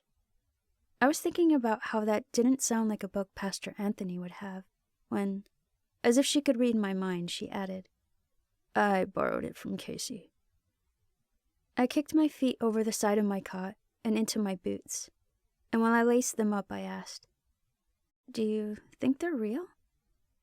Why? Because zombies are real? She asked with a chuckle, but I narrowed my eyes at her. She knew I didn't like it when she called the ferals that, because they weren't dead. They're sick. I think with how few people are left in the world, if they were real, then we'd have some unexplained deaths around here. Maybe they're eating the ferals, I told her. I didn't really think so, but my boredom was speaking for me. Ew. Her mouth turned down with disgust. I feel bad for them. I smiled with amusement, though I kept from letting it turn into a laugh, just so that Echo wouldn't get the wrong idea about the fact that I was talking to her. It was one thing to have sex with her. With how much of a stubborn smartass she was, it shut her up better than punching her ever did. But it was another thing entirely to be overly friendly, especially since she seemed intent on constantly reminding me she was trying to make me like her. The last thing that I needed was for her to think that it was actually starting to happen. After I laced up my boots, I pulled on my winter coat, and I strode out of the tent without saying anything. Blake was sitting by the fire alone, so I made my way to him. Hey, is your bath pot in your tent? He hated bathing in the river, even during the summer, because he thought it was too cold. So he always washed up in his tent by heating water over the fire in a large cooking pot. Yeah, he answered. And knowing why I asked, he said, You can go grab it. I smiled my thanks and walked to his tent. And when I had the pot, I made my way back to the fire. I set the support poles on either side of the pit so that I could hang the pot over it. I filled some of it with snow, and once I'd hung it over the fire, I plopped down next to Blake while it heated up. Is Casey gonna come hang out with you today? I asked, pulling on my gloves and extending my cold hands towards the flame. Blake kicked his feet up on the rocks that surrounded the pit and shook his head. I'm probably gonna go help her and April in the medical cabin in a little while. I nodded my acknowledgement, and in the following silence I could see him looking over at me occasionally, like there was something that he wanted to say. Eventually he blurted, "I'm gonna ask her to be my girlfriend." I squealed with excitement before he'd hardly finished, and I threw my arms around him in a hug. "My Blakey is growing up," I teased, giddily shaking him back and forth. "It's so good to see you happy." "Thanks, Pipsqueak," he laughed, watching while I gathered another handful of snow to add to what was now water in the pot. "I can't decide whether I should try to be more romantic about it or just straight up ask her." I added more until the pot was full, and then stirred it around a little while I considered Blake's statement. "Beats me," I told him, after some thought. It was hard to picture Blake doing something romantic, since he'd always been like a brother to me. But he was such a softie that I knew he had it in him. "I'm sure you could think of something, though." Then I added reassuringly, "And she'd love it either way." "Yeah," he replied with a grin, already sounding far away, like he was trying to plan it in his head. I was so excited for him that I wanted to hug him again. But instead I sat there with him in content silence while I waited for the water to heat. After a few minutes, I stood up to test my finger in it. Seeing as it was hot enough, I pulled the pot off of the fire, saying "see you later" to Blake while I carried it back to the tent with me. When I got inside, I made sure to zip up the flap door so that no cold air would seep in, and Echo was watching me curiously as I set the pot on the floor and threw a washcloth into it. Sitting on my cot, I undid my boots and shrugged off my jacket, and it wasn't until I pulled my long-sleeve shirt over my head that Echo asked, "What are you doing?" "Washing up," I told her nonchalantly, undoing my jeans and slipping them off too. She nodded and returned her attention to the book in her hands. But when I pulled off the rest of my clothing, she glanced back over. I ignored her for a couple of minutes while I began to scrub the dirt off of my arms with the hot cloth. But after I mumbled, "You're staring." It didn't bother me that she was staring. What bothered me was that if I didn't stop her, there was a chance that she'd misinterpret my complacence. Just because I knew the sex was a way to get revenge didn't mean I was going to lie about what it meant to hurt her even worse. In some weird way, that felt like taking it too far. The guilt was bad enough already. So almost every chance I got, I made sure she still knew that I hated her, and that I never did anything to give her the notion that there was romance in it, aside from kissing her if she decided to think too much about it. I didn't take her clothes off. I always regretted it right after, and hurried away before she could even say anything about it. And I sure as hell didn't stick around to cuddle. "Oh," she said apologetically, rapidly shifting her gaze back to the novel. But a few seconds later, her eyes wandered back over. "Really?" I asked in sarcastic disbelief. But this time, she didn't go back to reading. "Come on," she laughed, like it was ridiculous that I didn't want her to watch me. "You can have sex with me, but I can't see you naked." "You've seen me. Now stop." I waited to see if she would, but she didn't.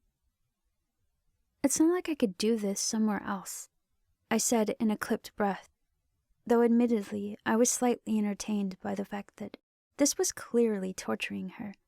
"Besides," I added, "you have every right to turn me down. Just like I can say, avert your eyes." "Make me," she challenged, with that laugh-line smirk, just like she did sometimes when I knew she was trying to get me to kiss her. "So not happening right now," I answered, letting slip an amused chuckle despite my attempted shortness. "But nice try." She sighed with disappointment and deliberately went back to staring at her book. But it wasn't long afterward that her eyes fell on me again. "Echo," I scolded impatiently. She pushed herself up like she was annoyed and slipped her feet into her boots. "I can't stay in here then." She didn't bother tying them before pulling on her jacket. "You're damn tease." I was trying not to laugh at how flustered she looked. at the fact that her cheeks were an almost endearing pink, and that even as she shuffled around to try to leave, her eyes kept involuntarily darting to me, and then anywhere else. When she got to the tent flap and began to unzip it, however, I couldn't resist complaining just to bug her. "You're gonna let the cold air in." "Good." She walked out and purposely made a wide sweep of the door to let even more. And as she zipped it back up from the outside, she grumbled, "I hope it freezes your nipples off." That made me laugh. So I called after her teasingly, "Somebody's a sore loser." She made no response, but the tent was close enough to the fire that as she sat down, I heard Blake ask playfully, "Trouble in paradise?" I scrubbed down my legs, listening curiously and almost laughing again when Echo whined, "She loves to torture me." I could almost picture her, falling onto the log next to him with a sigh, slumping her shoulders with disappointment. I wasn't surprised Blake was talking to her about it. What with entertainment being scarce, it was probably like watching a soap opera for him. "Don't act like you don't get enough," he chuckled. Echo mirrored his amusement, but it was like I could see her batting her eyes when she asked unassumingly, "What do you mean?" "I happened to walk by the tent the other night," Blake answered, and even though neither of them could see me, I felt mortified heat rush into my cheeks. "And I know it wasn't the first time since the first time." I heard Echo laugh, and I didn't understand how they could talk about it so candidly when I was blushing like mad. "Are you always that vocal, or is Jen just that good with her hands?" I was so embarrassed that I would have covered my ears to tune them out completely, but before I could, Echo groaned, "Oh my God, her hands." I could imagine her antics, falling back over the log euphorically, maybe exaggeratingly putting the back of her hand to her forehead. And it was a completely different kind of heat I flushed with then. "No, no, no, no," I whispered frantically, flapping my hands in the air and taking a deep breath to try and will away that heat. Not okay. The guilt that flooded me whenever I got that feeling was 1,000 times worse than the guilt I got when I gave it to Echo. The excited flutter made my stomach reel in the best of physical and the worst of moral ways, like hot and cold air meeting to form a tornado. Sometimes it got so bad it literally made me sick. It was the reason I desperately wished I could find another outlet for my anger. And at the same time, it was the reason I wouldn't admit to myself that I refused to find another outlet. Not even a minute sexual attraction was okay. Not for the girl who killed my family. I tried to get my mind off of it, to force away the guilt, so I worked hard at tuning them out and finishing washing up. It was nice to have my clothes on again, because not even the canvas walls could keep out all the cold. And once I was dressed, I took the pot outside to dump the water and put it back into Blake's tent. When I strode over to the fire, Blake and Echo were both puffing on cigarettes. So when Echo offered me one, I took it and lay on my back across the log perpendicular to theirs. "Squeaky clean?" Echo asked. Before I could respond, Blake snorted, "Hardly." And both he and Echo laughed with amusement. "Don't encourage him," I told Echo, lifting my head to give her a glare, thus scolding her for the innuendo, and then raising the cigarette to my lips when I laid back down. I didn't want them making me blush again, not so Echo could see it and get the wrong idea, and especially while there were remnants of that guilt still fluttering around. At least I didn't feel as awkward about it now as I had after the first time. "Oh, come on," Blake continued teasingly, reaching over and shaking my foot. "You think I'm funny?" My lips curled as I sat up. I could never resist Blake a smile when that's what he was after, and in response he gave me a toothy grin. "Ladies," he said as he stood, "I'm off to maybe get myself a girlfriend." "She'll say yes," I said reassuringly. "Yeah, she's basically in love with you," Echo added with a giggle. Blake smiled, already looking adorably nervous, and after saying bye, he left for the medical cabin. I lay back down across the log after he was gone, taking in another breath of smoke and entertaining myself with how thick it looked in the frosty air above me when I let it out. Things were quiet between Echo and I for a few minutes, during which I could feel her eyes on me. I didn't mind it at first. This revenge only worked as long as she had feelings for me, and the staring reassured me of that. But after a while, it kind of bothered me that I didn't know what she was thinking. "You're staring again." I sat up once more, flicking the cigarette butt into the fire. She stuck her feet straight out and leaned back into her hands, giving me a coy smile. "You have your clothes on." Maybe I had my clothes on, but now I was almost positive that's not what she was thinking about. My gaze wandered from her eyes to her smile, and then down to her hands. Not okay. I narrowed my eyes at her in annoyance. "Are you trying to be cute, or are you trying to flirt with me?" She looked up thoughtfully, clearly pretending like she had to think about the answer. "Both." "Don't do either," I told her seriously, trying to wipe the smile off of her face. The only person who can get away with trying to act cute is Blake, and flirting won't get you anywhere. "Eventually it will," she argued playfully. "It really won't," I said, and I got up to start toward the tent. She was following after me already, reaching my side a few steps later. "Why not?" I looked over at her as we strode into the tent to see if she really wanted an answer.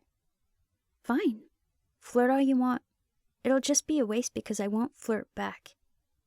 She waited to see what I was doing, and when I began to pull out my eating utensils, she did the same. "You could say that we're flirting right now," she said smugly. "You're delusional," I mumbled, waiting for her to find whatever she was searching for under her cot. But when I realized she was completely serious, my curiosity got the best of me. "What makes this flirting?" She came up holding her spoon and turned toward me as she answered. "Your smile." "I'm not smiling," I replied flatly, disappointed she didn't have a more satisfactory answer. That way I could avoid doing it in the future. She closed the two-pace distance between us, gently tapping me on the nose with the spoon. "Your eyes are." So far today, I'd been in a surprisingly decent mood. But now she was being too light-hearted, and it was becoming irritating. "Personal space," I mumbled, putting my hand on her shoulder and pushing her an arm's length away. She respected it, but her laugh line was still deep with an amused smirk, and her eyes flashed teasingly. It was like she was playing a game with me, or trying to provoke me. If the latter, it was working. I was annoyed. And I'm not even gonna merit that with a response. "That was a response," she said, grinning cheekily. "I swear to God," I groaned. "When did you become such a smartass?" The grin disappeared as our lips met, but only because she was trying to hold back amused laughter, as one eyebrow rose teasingly. "When did you become such a tight ass?" "Let me guess," I started with irked sarcasm. "This constitutes flirting?" Again, the smugness faded, and the only hint of a smirk now was her laugh line. She knew it worked to her advantage, though. Knew that line gave her an edge of sex appeal, and she followed it up by absent-mindedly putting the spoon to her lips, further drawing my attention to her mouth. "Depends. Does it make you want to kiss me?" It worked, too. I was completely focused on her lips. Now I wanted to ask who had taught her to flirt so efficiently. A girl from high school would have never had the nerve to act like this.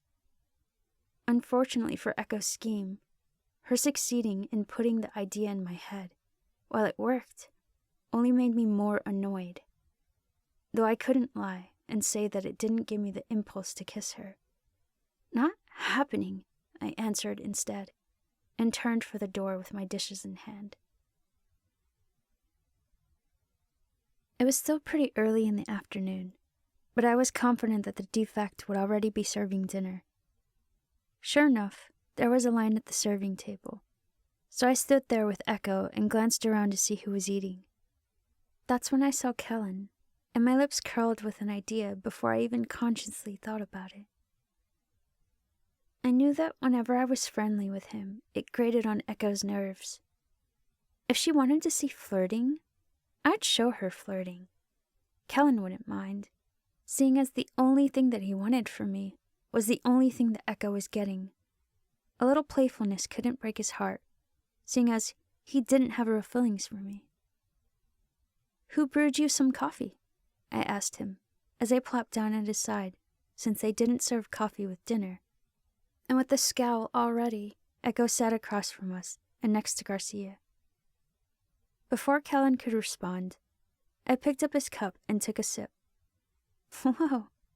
I shuddered at the surprise of the taste. Irish, I see. Kellen chuckled amusedly, looking extremely delighted at how friendly I was acting. Russian, actually, he corrected, scooting the mug toward me. Help yourself. I shook my head and held up my own cup of water. Never been much of a vodka girl. Then I scooped some salad into my mouth, and after I swallowed, I nodded toward Echo and added, "And we have patrols again tonight." Even at the comment, Kellen didn't so much as acknowledge Echo with a glance or a scowl. "In what?" He started thoughtfully, a teasing smirk on his face. 4 hours? You're a lightweight, huh, LT? Shut up. I laughed, purposefully giving his arm a sporty push, and then leaving one hand there to squeeze it. Have you been working out? With how attractive Kellen was, I would have thought that it would be so easy to flirt with him. But at that obnoxious and overtly cliché line, I had to keep from rolling my eyes at myself. At least it was accomplishing what I wanted, because when I looked at Echo, she squinted her eyes at me indignantly. I kept up the flirting the entire meal, but it was anything but easy. Every word, laugh, and flirtatious touch was nearly impossible to force. To be honest, I was almost disgusted with myself. The only thing that made it even remotely worth it was the fact that it so clearly got Echo mad. She was so furious by the time that we were done eating that she stormed off ahead of me to the tent. And when I walked in, she glowered at me while I put my dishes away. "What's the matter with you?" I asked, so innocently that I could practically hear her teeth grinding. "You know what's the matter with me," she answered fiercely. I raised my eyebrow at her. "I do?" "Fuck you, Genevieve," she spat. "I get the point. You don't have to drag Kellen into this." "No, you obviously don't get the point," I growled, unexpectedly irritated, "because there is no this." I don't know who made the angry advance, but somehow we always ended up so close when we argued. Now we were standing face to face, and I touched back and forth between her chest and mine to emphasize my point. You don't own me. We're not dating. You don't get to be mad about the things that I do because this is nothing. All she did was glare at me. How can you still stand there and act like you keep forgetting that I hate you? For some reason I flushed with that not okay heat, triggered by her proximity, or the fact that I was starting to associate arguments with the way that she felt. Even if I didn't yell as much anymore, it was always fights worse than this that led to sex. This was nowhere near close, but it was the first time that I wanted to keep provoking her. The first time that for some unknown reason I actually wanted the excuse. Echo's eyebrows furrowed, but it didn't look like anger. It looked like curiosity. Something I did or said had melted her anger completely. Try that again, without looking at my lips, she challenged. I stared her right in the eyes, scowling while I repeated, I hate you. But no matter how hard I tried, I couldn't keep my eyes from dropping to her mouth.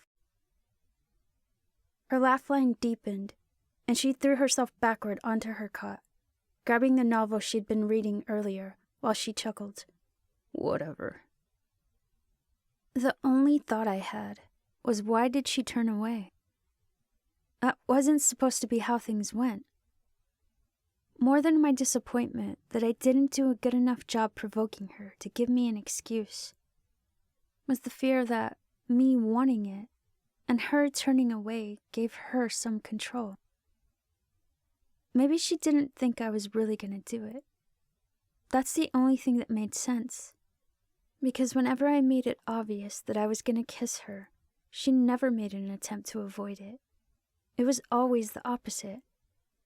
She almost begged for it. However, now, thinking she might be turning the tides and taking away my outlet, I was panicking. I had to be reassured that by flirting with Kellen, I hadn't made her stop wanting me. I had to find something to fight with her about. Could you clean up your shit? I asked, making sure I sounded overly aggravated. Echo glanced over, and I pointed to the backpack that she'd set on top of the trunk, technically my trunk. She sighed and got up with unconcerned slowness, picked up the bag and set it back down beside her cot. Hello? I pointed to her black beanie, which had been lying underneath the backpack. She gave me a glare, and after picking it up, put it deliberately and roughly onto her head, while trudging back to her cot. I cleared my throat at her before I'd even found something else to nag her about. And as she stared at me expectantly, I hastily searched the tent for something else. The only thing I could find were the undergarments she'd hung over the support pole to dry. It's where I hung my stuff too, but it was all that I could think of. Get those out of here. Okay. She huffed in irritation. What are you doing? Your shit is all over my space, I growled. Our shit is always all over each other's space, she argued. What's your deal? I narrowed my eyes at her, trying to think of how I could continue this argument. I couldn't. You just pissed me off, that's all. I pissed you off? Echo asked, finally seeming irritated enough that she wasn't going to let this go. That was when I realized I'd been going about it the wrong way. Echo had a habit of running her mouth when she got upset, and I knew that sometimes she found ways to provoke me so that I would kiss her. Now that she was annoyed, all I had to do was let her talk and provoke me so that I'd have my excuse. You bathe in here to tease me and get annoyed when I even look at you, she started, beginning to give me what I wanted. You flirt with Kellen for the sole purpose of making me jealous. But when we come back in here, you tell me that I'm not allowed to be jealous. Then you start bitching about me over pointless shit because God knows why, and I pissed you off. Stop talking, I said with offense, knowing it would make her even more angrier. Why? Am I making a bit of sense? She was in my face again, and now I just had to wait until she continued ranting. Then I could shut her up the way that I wanted. And you could flirt with anyone in this goddamn camp, Genevieve. Anyone. Wait for it. But who do you pick? Wait. You have to pick the guy who already wants to kick my ass, because why not give him another reason? Now. I grabbed her coat collar and pulled her forward, and she stopped trying to speak the moment my lips touched hers. Since we were standing at the edge of my cot, I whipped her to the side, off balance, and dropped her onto it. You can be a real bitch, you know that? She said while I got on top of her, and I could almost hear the satisfied smile in her voice. She wanted it as much as I did. I ignored her, and after I positioned myself over her, I felt her hands fall on my hips. My goal from the beginning had been to make sure that she never found romance in this. So like I usually did to keep her from touching me too much, I grabbed her hands with my own and lifted her arms above her head. There, I purposefully curled her fingers around the frame of the cot, and then moved back to her waist and lowered my lips to hers again. I never wasted time. I never wanted this to last longer than it had to. So the moment after I had her pants undone, I slid my hand between her legs. And with my first series of strokes, her fingers tightened on the frame, and she released a needy moan into my mouth. I pulled away to look at her seriously. You have to start being more quiet. If Blake heard just by walking by, it was only a matter of time before someone else went walking by, and I didn't want anyone to know. I can't, she whispered to hold back another pleasured sound. While I didn't stop my motion against her, I narrowed my eyes to let her know I wasn't joking, and she responded to conflicting touch and glare by whimpering. I hate you. No, you don't, I said with a smirk, and along with my reply, I slid into her so slowly that she had time to draw in a long breath, which would have only been let out in another loud moan. Don't, I warned at the end of the inhale. And as I pushed into her again, and she bit her lip to prevent the resulting noise, her gray eyes met mine pleadingly. When I shook my head to answer her searching gaze, she grabbed the pillow beneath her head, and I heard her gift a muffled sound to the thick fabric after she shoved it down over her face. I don't know why I couldn't resist teasing her like that. But now that I was done messing around, I pulled out of her to begin the motion I'd already discovered would finish her the quickest.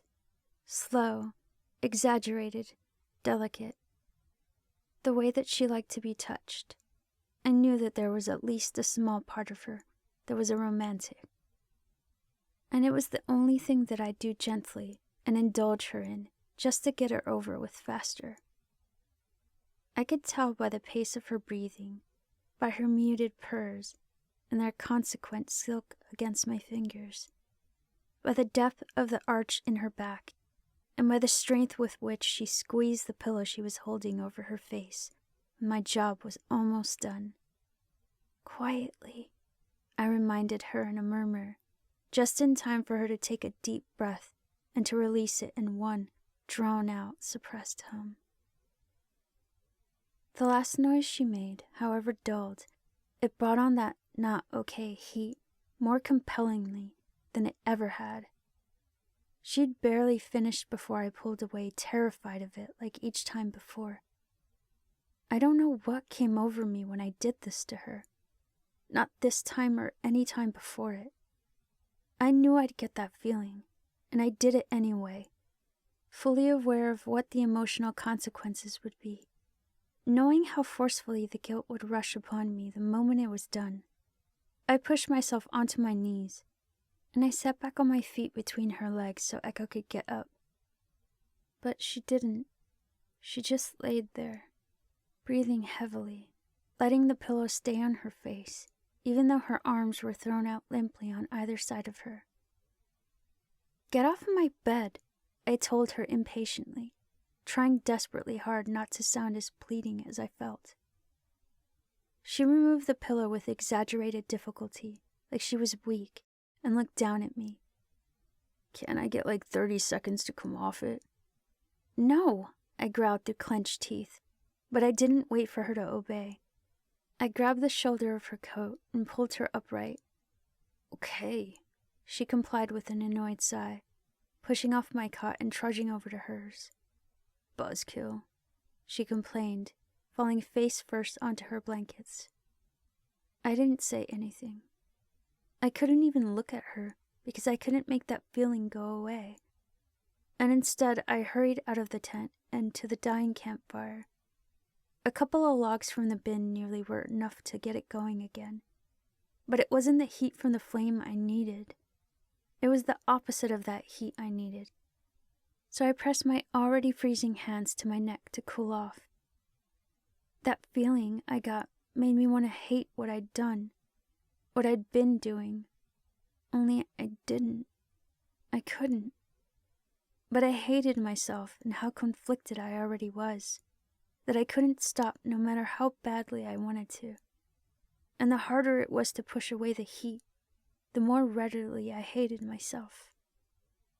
Maybe worse was that the more I liked the sounds Echo made, the more I hated her for making them. Chapter 22. Defending in Suspense. Echo. From just a step behind Genevieve in the dark library, I could see her raise her hand with a closed fist. I knew that was a signal for freeze, and as I refrained from taking my next step, I heard everything go silent behind us too. This was the first of these types of assignments that I'd been on with her platoon, but apparently searching through libraries for books that might help them find a cure was somewhat normal. We'd entered the library only a minute before, and were still searching it for ferals. Genevieve must have spotted some, because once we all came to a halt, she peered around the next bookshelf aisle. After looking down it, she turned around and gave the hand signal for 6, and then touched the heel of her hand to the inside of her other wrist, meaning enemy or ferals. After holding up her knife to indicate how to kill the ferals, she pointed to Hunt, Lee, and Powers, and motioned for them to move down to the opposite ends of the aisle. Then she pointed at Blake, herself, and I, and motioned for us to follow her. I trailed her into the aisle, hearing the raspy breaths of the sleeping ferals before our dim blue beams even illuminated them. The hall was narrow, and the 6 ferals were sleeping curled up together, making it impossible for us to surround them. When we got there, Genevieve inhaled deeply, lifted her foot, and set it down slowly and silent into the very heart of the group. I didn't like it that she was putting herself there, at the center of danger, where any of the ferals could turn its head and sink its teeth into her leg. But now wasn't exactly a good time to protest. With her in the middle of the slumbering creatures, we were each in perfect position to dispatch one. Genevieve held up her hand once more, her large knife poised in the other. She held up 1 finger, and then 2, and right after 3, every one of us dropped, skillfully plunging our knives into the ferals in such a synchronized way, it was like we did it on a regular basis. I wasn't sure why we'd come to this library, when Genevieve had told me that they'd already searched the shelves at places like Harvard.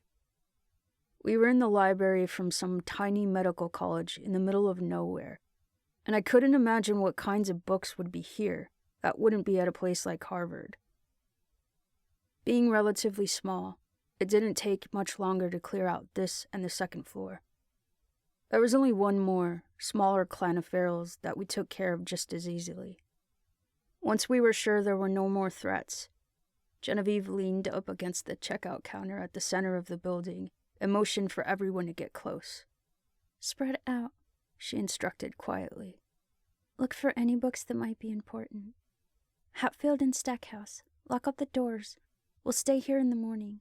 Just be sure that you aren't visible from the windows when the sun comes up." She dismissed everyone, but I waited for her until she was ready to move. When Kellen passed by with Garcia, I purposefully leaned away so he wouldn't shoulder me, accustomed by now to his provoking bumps. You'd think he'd come up with a more creative way to get on my nerves. While I waited for Genevieve to make sure all of her soldiers were going to perform their assigned tasks, I leaned my elbows over the counter to examine a stack of books on it. I knew April wanted them for research, but I wasn't exactly sure what specific kind. "What are April's theories?" I asked Genevieve, setting aside the top text to scan the next one. Genevieve strode over until she was close enough that her shoulder brushed mine, and I tried to hide my surprise when she grabbed my flashlight from me and held it over the book so that I could focus on studying it. About what? The cause of the infection, I answered. And when she appeared curious about why I was asking, added, it would help to know what kind of book to look for. If I knew what she thought the infection was, like a bacteria, a virus, a parasite. I'd started turning the page to skim the next section of the book, but when Genevieve offered no response, I glanced up. She was watching me with a thoughtful look in her eyes, and upon being caught, responded instantly to my question. We've been on these missions a bunch of times, she said, letting out a huff of laughter. And that's the first time I've been asked that question. That's probably why you haven't had any luck finding something useful. I couldn't help but chuckle in shock as I straightened up to talk to her at eye level. Do you have an answer for it? Parasite, she replied with a slight shrug. Brain parasite. I breathed, leaning back over to search the titles in the rest of the stack. Finding one that looked promising, I opened it up, chuckling again. I can't believe nobody's ever asked. That's the most important thing.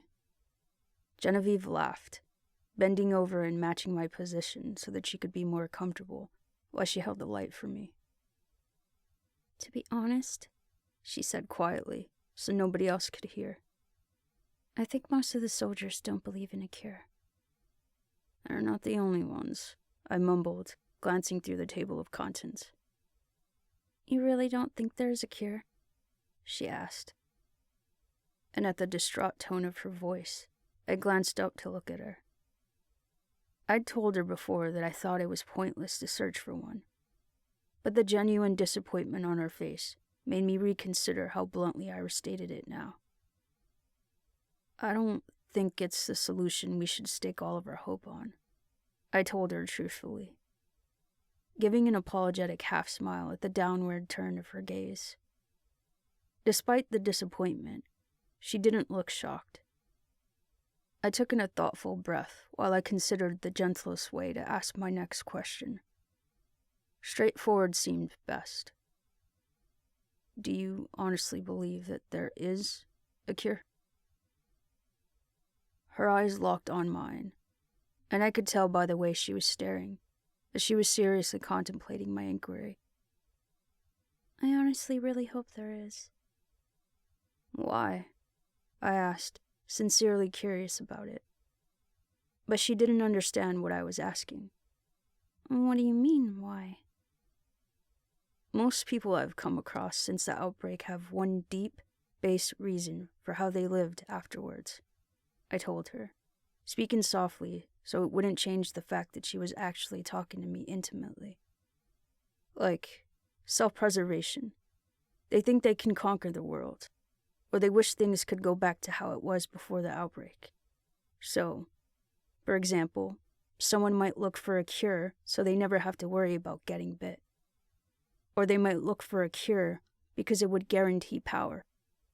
Or if they wish that things could go back, obviously a cure would help. She considered my question for another silent minute. I think, she said in a whisper, and it almost sounded like she was holding back some overpowering emotion. I wish things could go back. By the forlorn expression on her face, I wanted to give some sort of comforting reassurance. But if I said the wrong thing, it would change her compliant mood. And if I tried to touch her, it would ruin everything.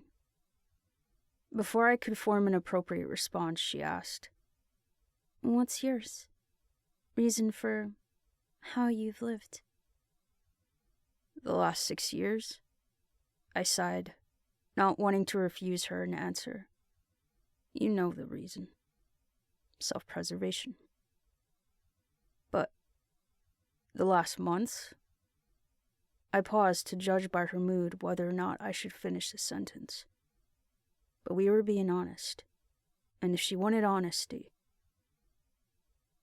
it's been you.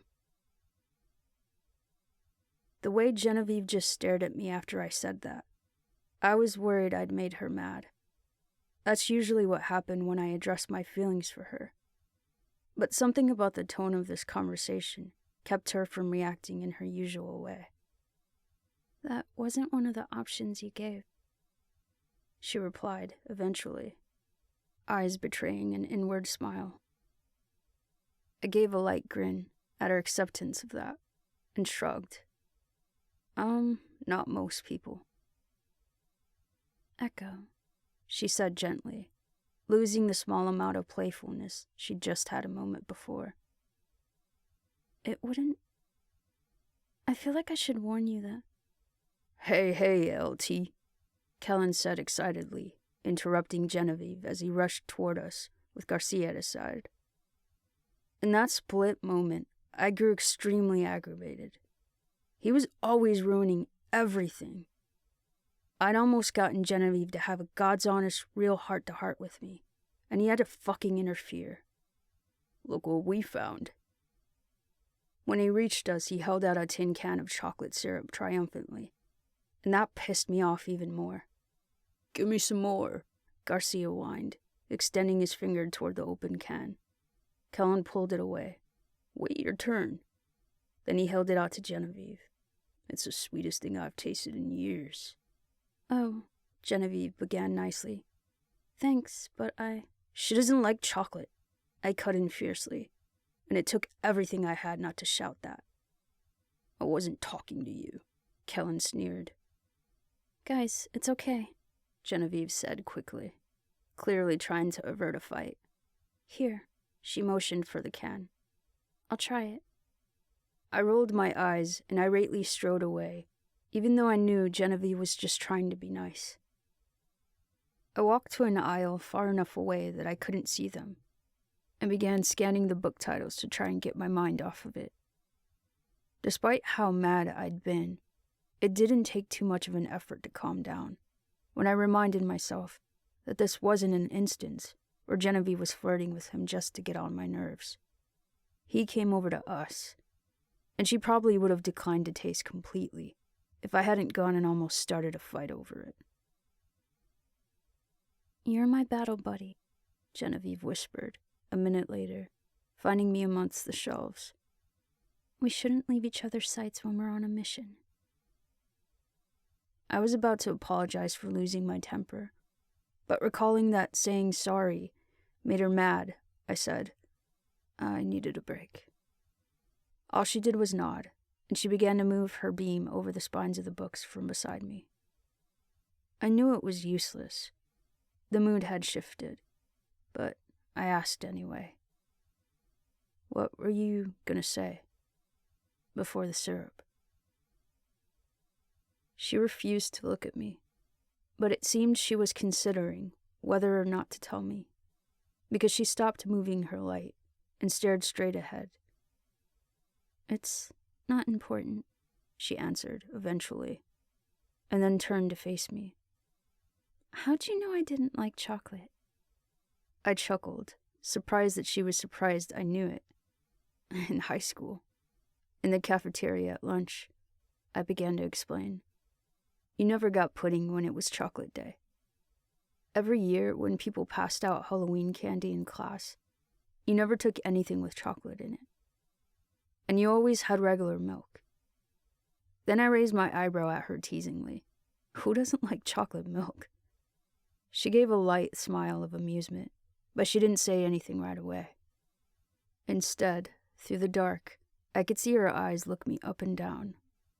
You're impressed, I pointed out with a smirk. Is it because I noticed, or because I remembered? She ignored my comment to tell me seriously. You shouldn't start arguments with him over things like that. It's not worth it. And you shouldn't flirt with him to make me jealous, I retorted matter-of-factly. She leaned toward me with a slight glare, and then made a deliberate glance around as she whispered, And you shouldn't say things like that when other people might hear you. I wasn't interested in what other people knew or thought. What I was interested in was the way Genevieve had been acting since we got here. You like it when I get jealous, don't you? I asked, feeling my crooked smile grow despite trying to stay serious for the sake of teasing her. Yeah, she shrugged. Because it bothers you. That's not in the way I meant, I told her, and when she refused to look at me again, I chuckled and moved into her line of sight. You do. Admit it. We're not having this conversation right now, she mumbled, and began to walk away to avoid having to give an answer. But the fact that she wouldn't even deny it made me want to try something else. Before she got out of arm's reach, I grabbed her wrist and yanked her back, pressing my lips to hers the moment she got close enough. She clearly wasn't expecting it, because her mouth was set for a protest. But hardly a moment later, her lips softened against and began to move in perfect cadence with mine. One of her hands set against the side of my neck receptively, and she returned the kiss just long enough that I thought she might really risk it. Then her hand dropped to the top of my chest, and she pushed me away. Not here, she whispered with a scolding glare, holding me back against the bookshelf, like she thought I'd try it once more if she let me go. At least she didn't look angry. Don't do that again. Attempting to hide my disappointment at being pushed away, I maintained a playful grin. You still taste like chocolate. Then I don't know why you're smiling, she started. You don't like it either. My eyes widened with genuine shock. I'd always remembered, because it was a rare thing that we had in common.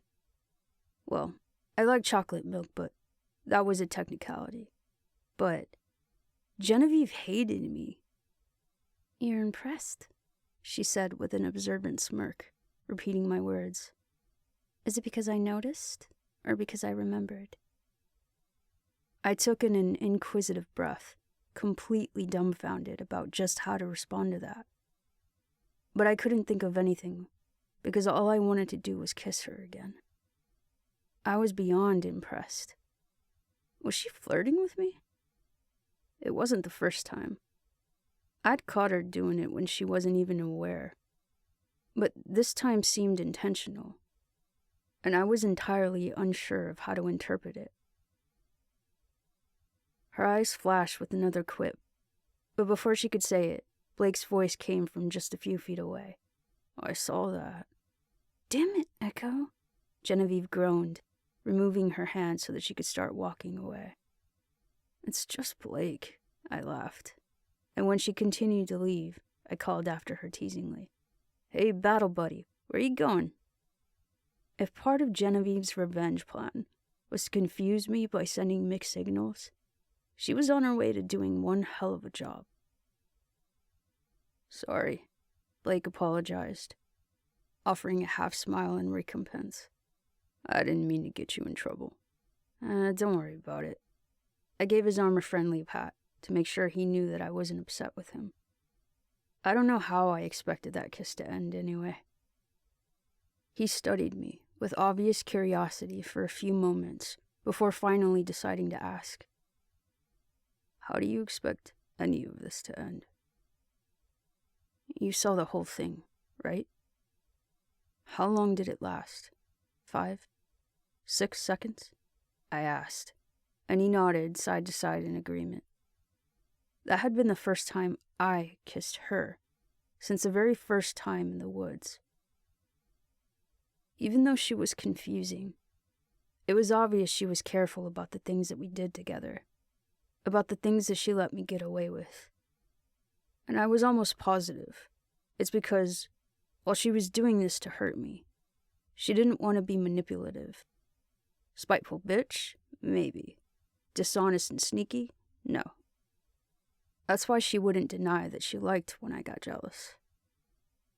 She was worried someone might see, but she didn't stop me right away. She hesitated. Blake's eyebrows rose, like he couldn't figure out what I was trying to say.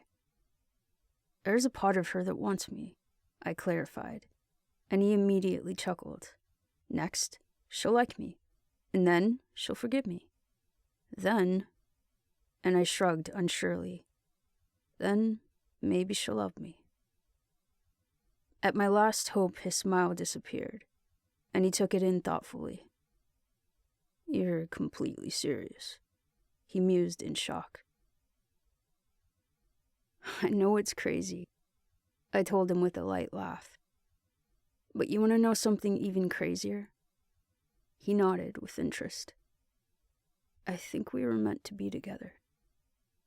Now he snorted with laughter, but then gave an apologetic smile and asked sincerely, like star-crossed lovers, that kind of thing. I could still see a smirk on his face. Shut up, I snickered, giving him a playful shove. I'm serious. What makes you think that? He asked with amusement. Okay, look, I started, knowing how stupid I was about to sound. I've never been religious, or spiritual. I don't believe in a higher power responsible for orchestrating our lives to the sake of a divine purpose. I always thought life was just one choice after another. Blake nodded for me to continue. But I've liked her forever, and of the few survivors left in the world, we're two. Of all the rooftops, in all the damn cities in this country, Rochester, of all the chances and reasons she'd had to kill me, she hates me, but she wants me. Tell me that isn't like... I paused, and at the look on his face, I couldn't help but laugh. Fate. I sound ridiculous. No, he said reassuringly, even though he was grinning. I don't think you're ridiculous. I think... He took in a deep breath and let it out in a sigh. I think I want it to work out just as much as you do. You do? I asked curiously. Why? Blake wasn't just intelligent. He was intuitive. And he'd been one of the first people at this camp to give me a chance. That made me eager to hear what he had to say about this. All right, he said quietly, glancing around and moving closer so nobody could hear. I've known Genevieve for 6 years. She's my best friend. She trusts me, and she tells me things. He paused to laugh and added, obviously. I chuckled too, knowing he meant because she'd told him right away about her and I. And I know she loves me like I'm family, but lately, I don't feel like I really know her, you know? The last 6 years, I was convinced she was the picture of emotional collection. We've all followed her into the city countless of times. And we've been through a lot together. She has control. She's a natural leader. A great leader. Blake stopped to collect his thoughts, and I felt like his hazel eyes could see right through me. What I'm trying to say is that, since you got here, I've seen emotions in her that I never knew existed. Everything that drives her since you arrived is... And he glanced down as he searched for the word. It's passion, Echo. I'll be the first to admit it. One corner of his mouth turned up in a non-offensive half-smile. What's going on between you two? Well, I don't understand it. And for your sake, I don't necessarily approve. But I've never seen anyone penetrate her shell like you do. You understand? I think so, I mumbled, staring thoughtfully at my feet. And then he looked up to give me a wide grin. You think we're meant to be together too? Once he smiled with agreement, there was a long pause, after which he said, You're walking that fine line, you know. The one between love and hate? I clarified. He shrugged and chuckled. The one between like and hate. I huffed with amusement.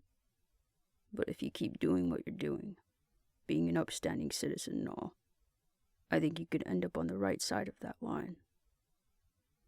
I smiled gratefully, more than glad that he was supportive of my desire for more. Seeing as I wasn't sure what else to say to him, I was going to walk away to find Genevieve and continue our search. But as I began to, he put his hand on my arm to stop me. "Does it hurt like she wants it to?" he asked softly. I knew what he was asking, and the fact that he knew it gave me a pang of heartbreak. "Every time," I answered. He gave no response, but I could see the sympathy in his eyes. Without saying anything else, I strode away to look for my battle buddy. I found her strolling through an aisle, scanning books with the blue beam of her flashlight. After how my conversation with Blake ended, I didn't much feel like trying to talk to her. Instead, I silently followed her through the aisles for a few hours until sunrise, ending up with one book in my backpack that I thought April might be satisfied with. Because the whole exterior wall of the library was windows from top to bottom, we'd have been visible to any ferals if we stayed on the first floor. So at daybreak, all of us headed up to the second floor and sprawled out on the ground. I was tired, but more inviting to me than sleep was the way the grays and baby blues and soft oranges of sunrise reflected off of the snow outside. In order to not be seen by any ferals from the ground below, I stood a few feet from the glass walls and folded my arms across my chest while I watched it peacefully. At least it was peaceful, until someone came to stand by my side, and I knew who it was by the fact that he didn't say a single thing. Kellen just stood there, close enough that the hairs of his arms were almost touching me. It seemed he finally decided to try a new method of irritating me. "Can I help you?" I asked after a minute. "I'm just watching the sunset," he replied nonchalantly. I risked a side glance at him, and he looked so absorbed in the scene. I would have believed him if he didn't have that smug grin on his face. "Can you do it somewhere else?" As if he hadn't heard me, he turned around, maintaining his observatory stance from the same spot at my side, but facing the other direction. A few moments later, I grew curious enough to glance over my shoulder to see what he was looking at, and I followed his gaze to Genevieve, who was sitting at the far end of a sleeping group, talking quietly to Blake. Kellen was doing it for the sole reason of getting to me. I knew that, but I couldn't help that it made me furious. I wanted to tell him to stop looking at her, but I also didn't want him to know how much it pissed me off. He stayed quiet for half a minute, probably to see if I'd say anything, and when I didn't, he whispered so no one else could hear. "She's beautiful, isn't she?" For the sake of keeping some level of control over my emotions, I turned around to mirror his stance and his gaze. "I hadn't noticed," I replied casually. "I expect you to be a better liar than that," he said amusedly. When I offered no response, he added, "And you didn't ask who I meant." "I know who you meant," I told him bitterly. There were only 2 other girls in the platoon that he could have been talking about, and I'd never seen him flirt with Hatfield.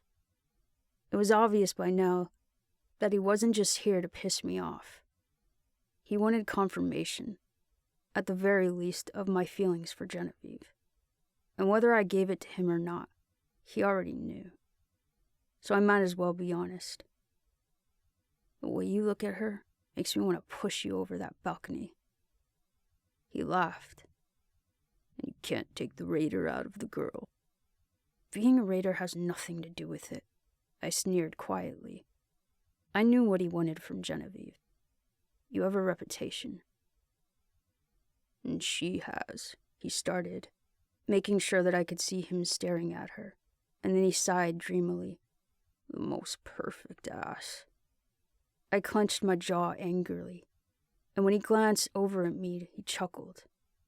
"So you've noticed that much?" Deep breath echo. "Every girl I've ever taken to bed begs for it again, and Genevieve's the kind of girl I would gladly give it to again." It was my fist that clenched this time.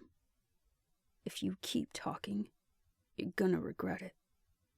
Genevieve's gaze wandered over to us briefly, but at seeing the look on my face, she continued to watch curiously, like she knew something was about to happen. When she finally gives in, I'm gonna wreck her. He wants you to react. She won't be able to walk for days. Don't do it, Echo. And she's gonna love every filthy second of it. My eyes locked on Genevieve's, and something about my expression must have spelled trouble, because she immediately began to stand. But it was too late for her to do anything. At the same time, I bent one knee behind Callan's leg. I put both hands on his torso, pulling him backwards so hard over my knee he went crashing to the ground. I threw myself on top of him, leading with my fists, catching him in the cheekbone and then again in the jaw. He was a lot bigger than me, so he sat up with ease and grabbed my jacket in both his hands, turning to slam my back into the floor. I managed to pull my legs up between us as he shifted our positions, and now my feet were at his hips. With every bit of strength I could, I kicked out, throwing him away from me. He went tumbling backward, finally coming to a stop because he crashed into the floor-to-ceiling windows I'd been staring out of. The fight had barely begun, and it was already over. Genevieve had been rushing over to separate us, but Kellen hit the window so hard it cracked. Only it didn't fall apart right away, and I felt all the blood drain from my face as the fracture traveled up and out, spreading through the pane until it finally shattered. The tiny pieces of glass made a deafening clatter as they dropped. Some of them landed inside the library, but most of them hit the ground outside. Genevieve, Kellen, every soldier who'd been watching the fight, and I waited, breathless. Hoping the noise hadn't been heard was pointless. And hardly a moment later, there was a feral roar, followed by pounding on the glass from the floor below. "Everybody up, now!" Genevieve shouted. But she didn't need to give the order. Everyone was already on their feet, and each of us sprinted down the stairs as there was another set of pounding on the glass from outside. As I reached the bottom of the stairs at the back of the group, I heard another crack travel through the window the feral was pounding on. I glanced back just in time to see the second feral join in, and right as we reached the back doors of the library, they came bursting through. "Stackhouse, the lock!" Genevieve yelled, because they'd chained the door so that we'd be safe for the day. While he pulled the key out of his pocket, I took my pistol out of its holster, firing at one of the ferals, while the soldier next to me shot the other one. Stackhouse pulled the padlock from the door at the same time more ferals appeared at the empty window pane. I pulled the trigger again, my heart pounding as I waited my turn to filter through the door to the college courtyard outside. The soldier in front of me went out, and I fired again before sprinting through the door after the rest of the platoon. Luckily, it was still early, and not all the ferals were stirring yet. There were shots going off all over the place as we ran in formation behind Genevieve. She rushed to the nearest building with a set of stairs on the outside. A gated fence surrounded the stairs, and she stood at the entrance motioning the soldiers inside and up. Soldiers fired at ferals on the way up to the roof, and after I got in, Genevieve slammed the door shut, and I helped her push on it to keep it closed against the onslaught of ferals, while Stackhouse wrapped the chain around it. Once it was secure, we rushed up to the roof, but when I got there, Genevieve instantly grabbed me by the coat and forcefully threw me down. "Kellen!" she shouted irately, while I backed up against the wall at the edge of the roof. "Get your ass over here!" He obeyed, passing me a scowl as he plopped down at my side. "What the fuck was that?" "She started it," Kellen said, and I shot him an evil glare. "I don't give two shits who fucking started it." I'd never seen her so mad. Not the entire time I'd been at the camp. Her face was a bright red because she was yelling so furiously. And I never knew she had that vein in her forehead. "You just endangered this entire goddamn platoon. Whatever issues you have, you leave it behind right now. The only thing that fucking matters the second that we leave camp is the mission. Do you understand me?" I was doing the smart thing for once by keeping my mouth shut, but Kellen mumbled under his breath. It wouldn't have happened if you didn't play favorites. Favorites? Genevieve huffed, and I was tempted to laugh at Kellen being such an idiot. Genevieve turned to the rest of the soldiers, who were watching the spectacle with some amusement. Who here thinks I favorite Echo? Not a single hand went up. Who thinks I treat her just like the rest of you? This time, a few hands rose in the air. And who thinks I'm harder on her? The rest of the soldiers raised their hands for that, and Genevieve turned back to Kellen with a scowl. You have anything else to fucking say to me? No, ma'am, Kellen muttered. Genevieve turned to the rest of the soldiers again. Anyone else have beef with Kellen or Echo? Because we're gonna settle this right now. Everyone either shook their heads or kept their mouths shut. If something like this ever happens again, there will be dire consequences. Understood? Nods and a couple of yes ma'ams, and Genevieve motioned for Kellen to walk away. Genevieve, I started apologetically, once he was gone. You shut up and listen, she growled, squatting down so that she was eye level with me and could speak quiet enough that nobody else would hear. I just chewed out my entire platoon because you have absolutely no self-control. My eyebrows furrowed with protest. What did I say? She interrupted fiercely, and I snapped my mouth shut. I'm not blind. I know he started it, but frankly, I don't care what the hell he did. You want to convince me you aren't a raider anymore? Those are your chances to fucking prove it. This is the second time you failed to walk away from him. You think Kellen's the only person you're gonna have issues with for the rest of your life? Her face wasn't so red, but she still looked pretty damn mad. He's been part of this platoon too damn long for me to be any more severe than I just was. Unless you really want the soldiers to feel like I'm playing favorites. You're not with the Raiders anymore, Echo. There's a hierarchy. So you need to figure out another goddamn way to deal with the confrontation. Got it? I nodded, but that was like a slap in the face. And not necessarily the bad kind. Reality check seemed the appropriate term. In the following silent moments, while I sat there stunned, she took a deep breath to calm herself. It appeared to have worked somewhat, at least enough that I finally ventured to speak. He did it because he thinks there's a chance you'll sleep with him. Her gaze met mine, and despite the residual anger, it seemed she was considering my words.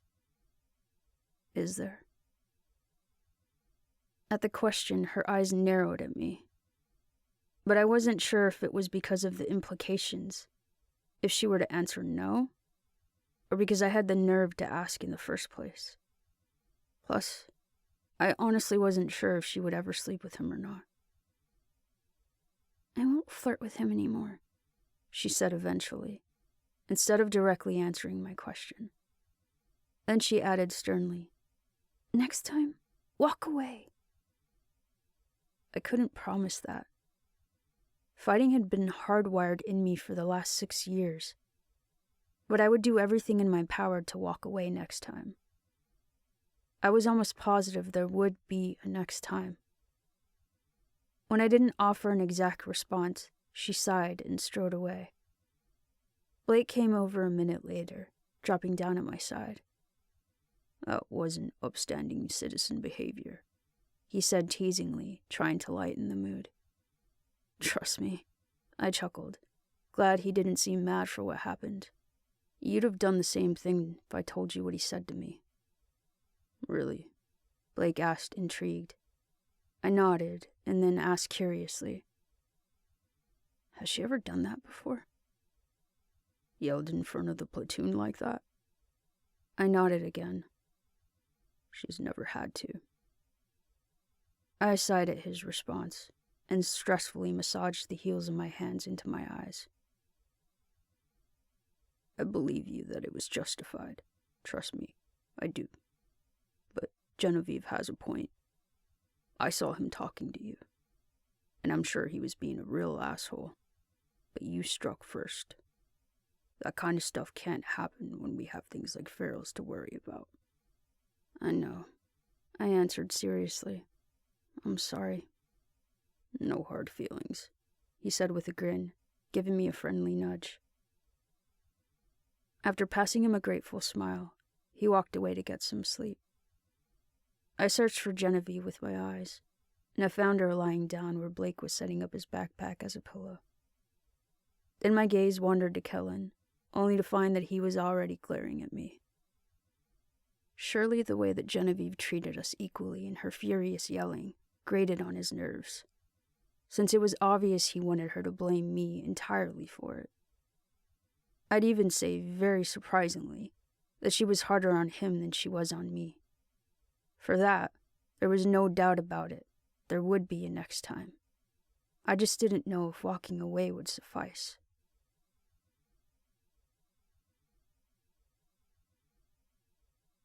Chapter 23. The City It Sleeps. Dugan.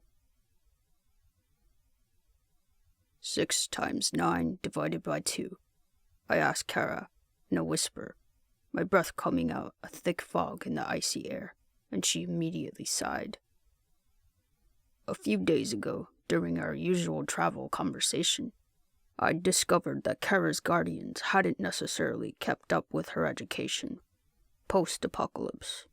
I'd tried to hide my immediate reaction from her, but being appalled is something uneasily concealed. It would have been somewhat excusable if they were always on the road, but it seemed they'd been moderately comfortable in the house they were living in before the attack. If Kara were my daughter, I would have made sure her education didn't end, at least until we reached the grade school things that I could no longer remember myself. Degradation of society or not, there were still skills that were important, like basic math.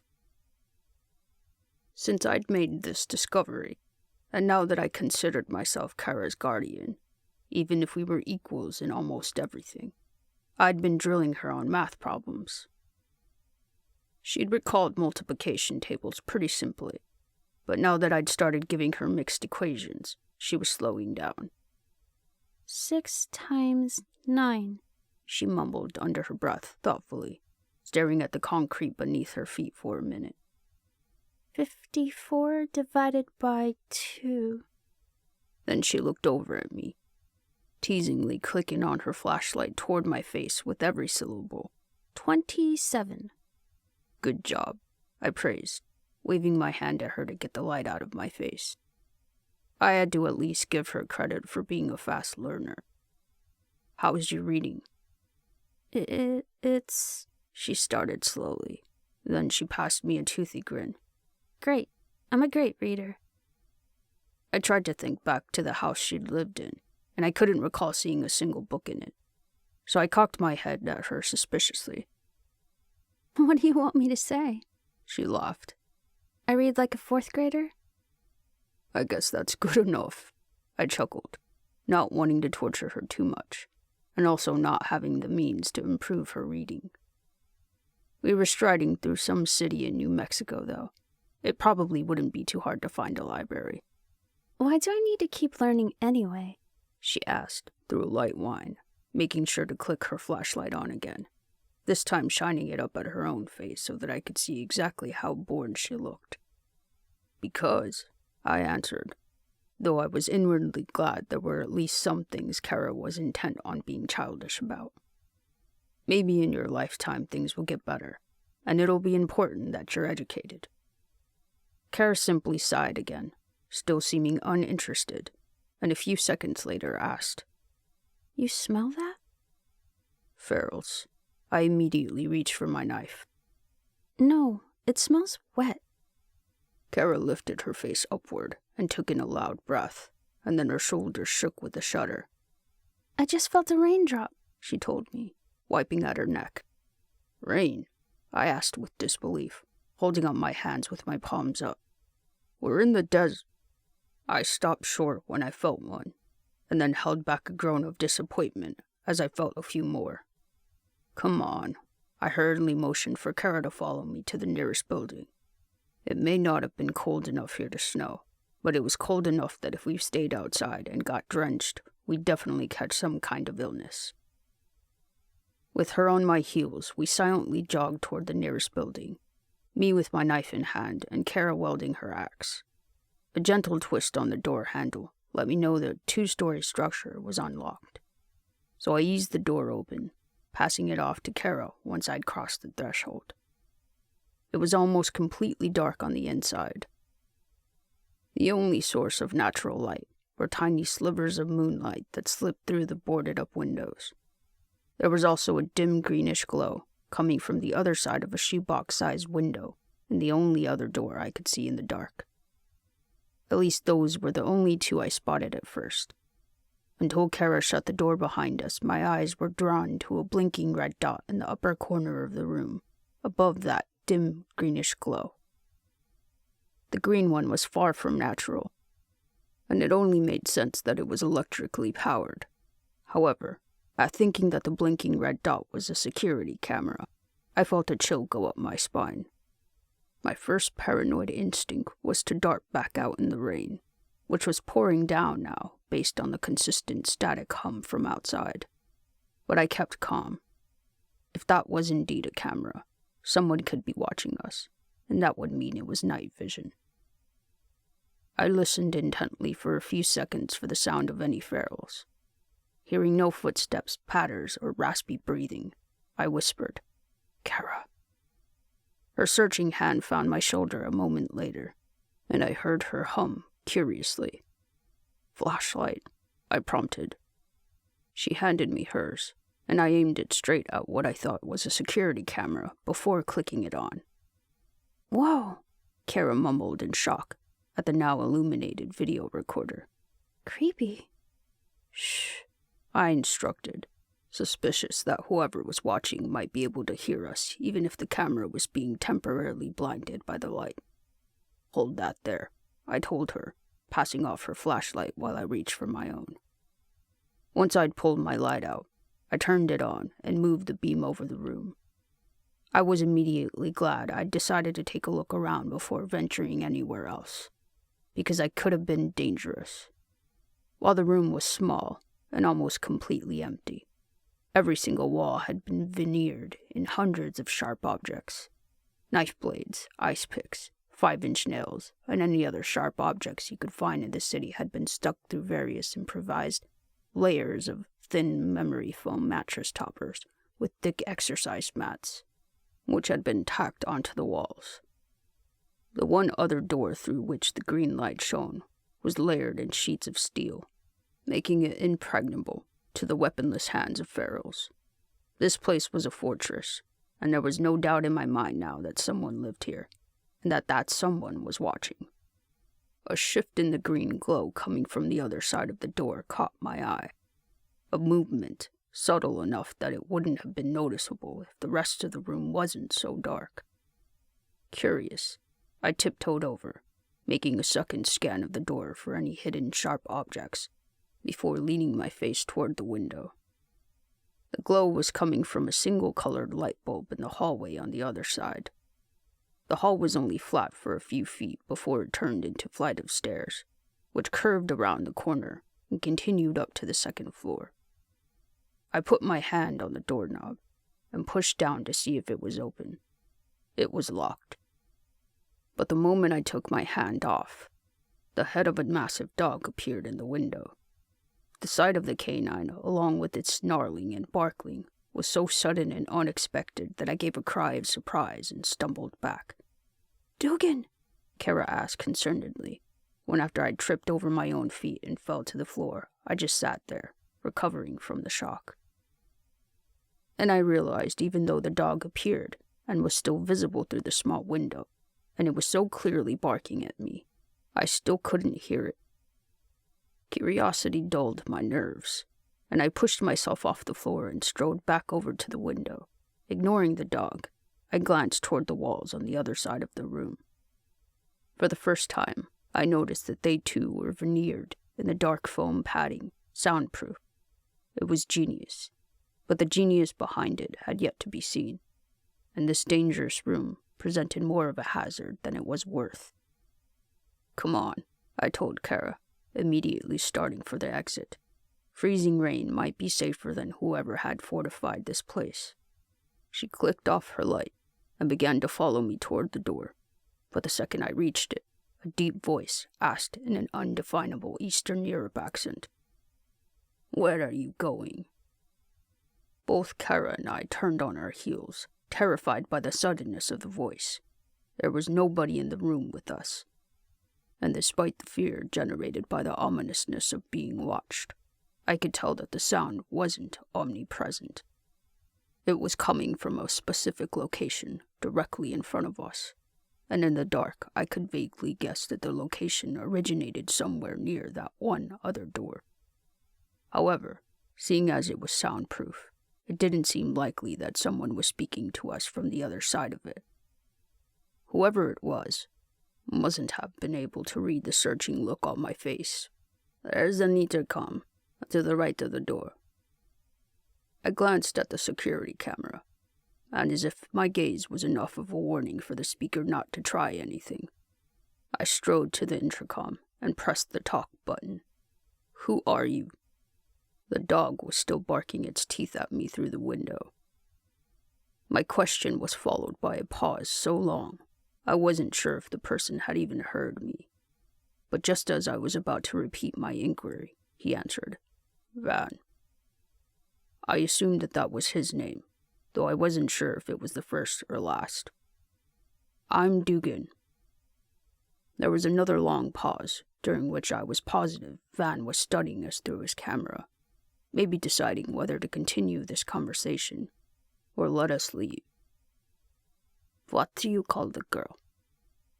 Even though I couldn't see her well, my gaze wandered back to Kara, and I felt a protective flare rise in my gut.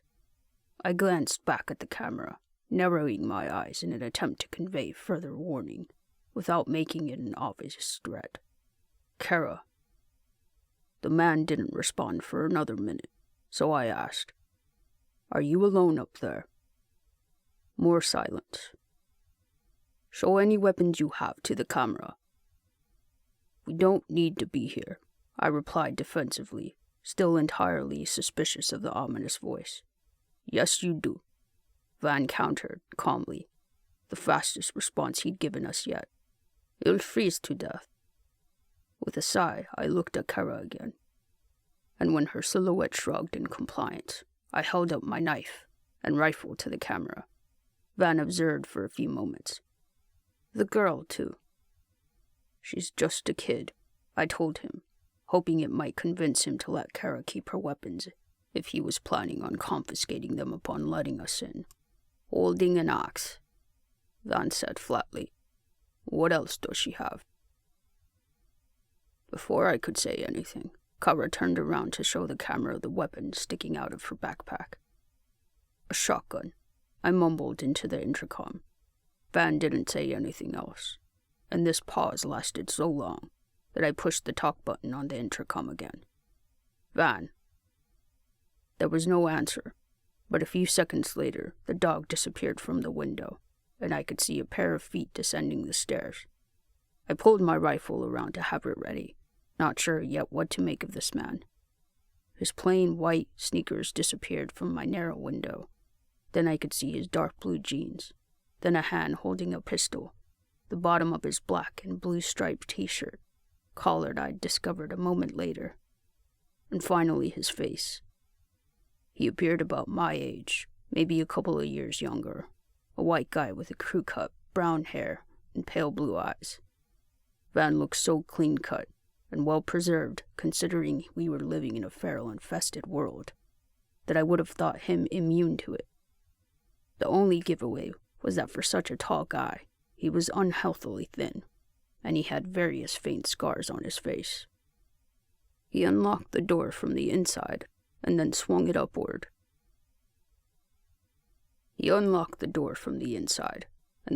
outward.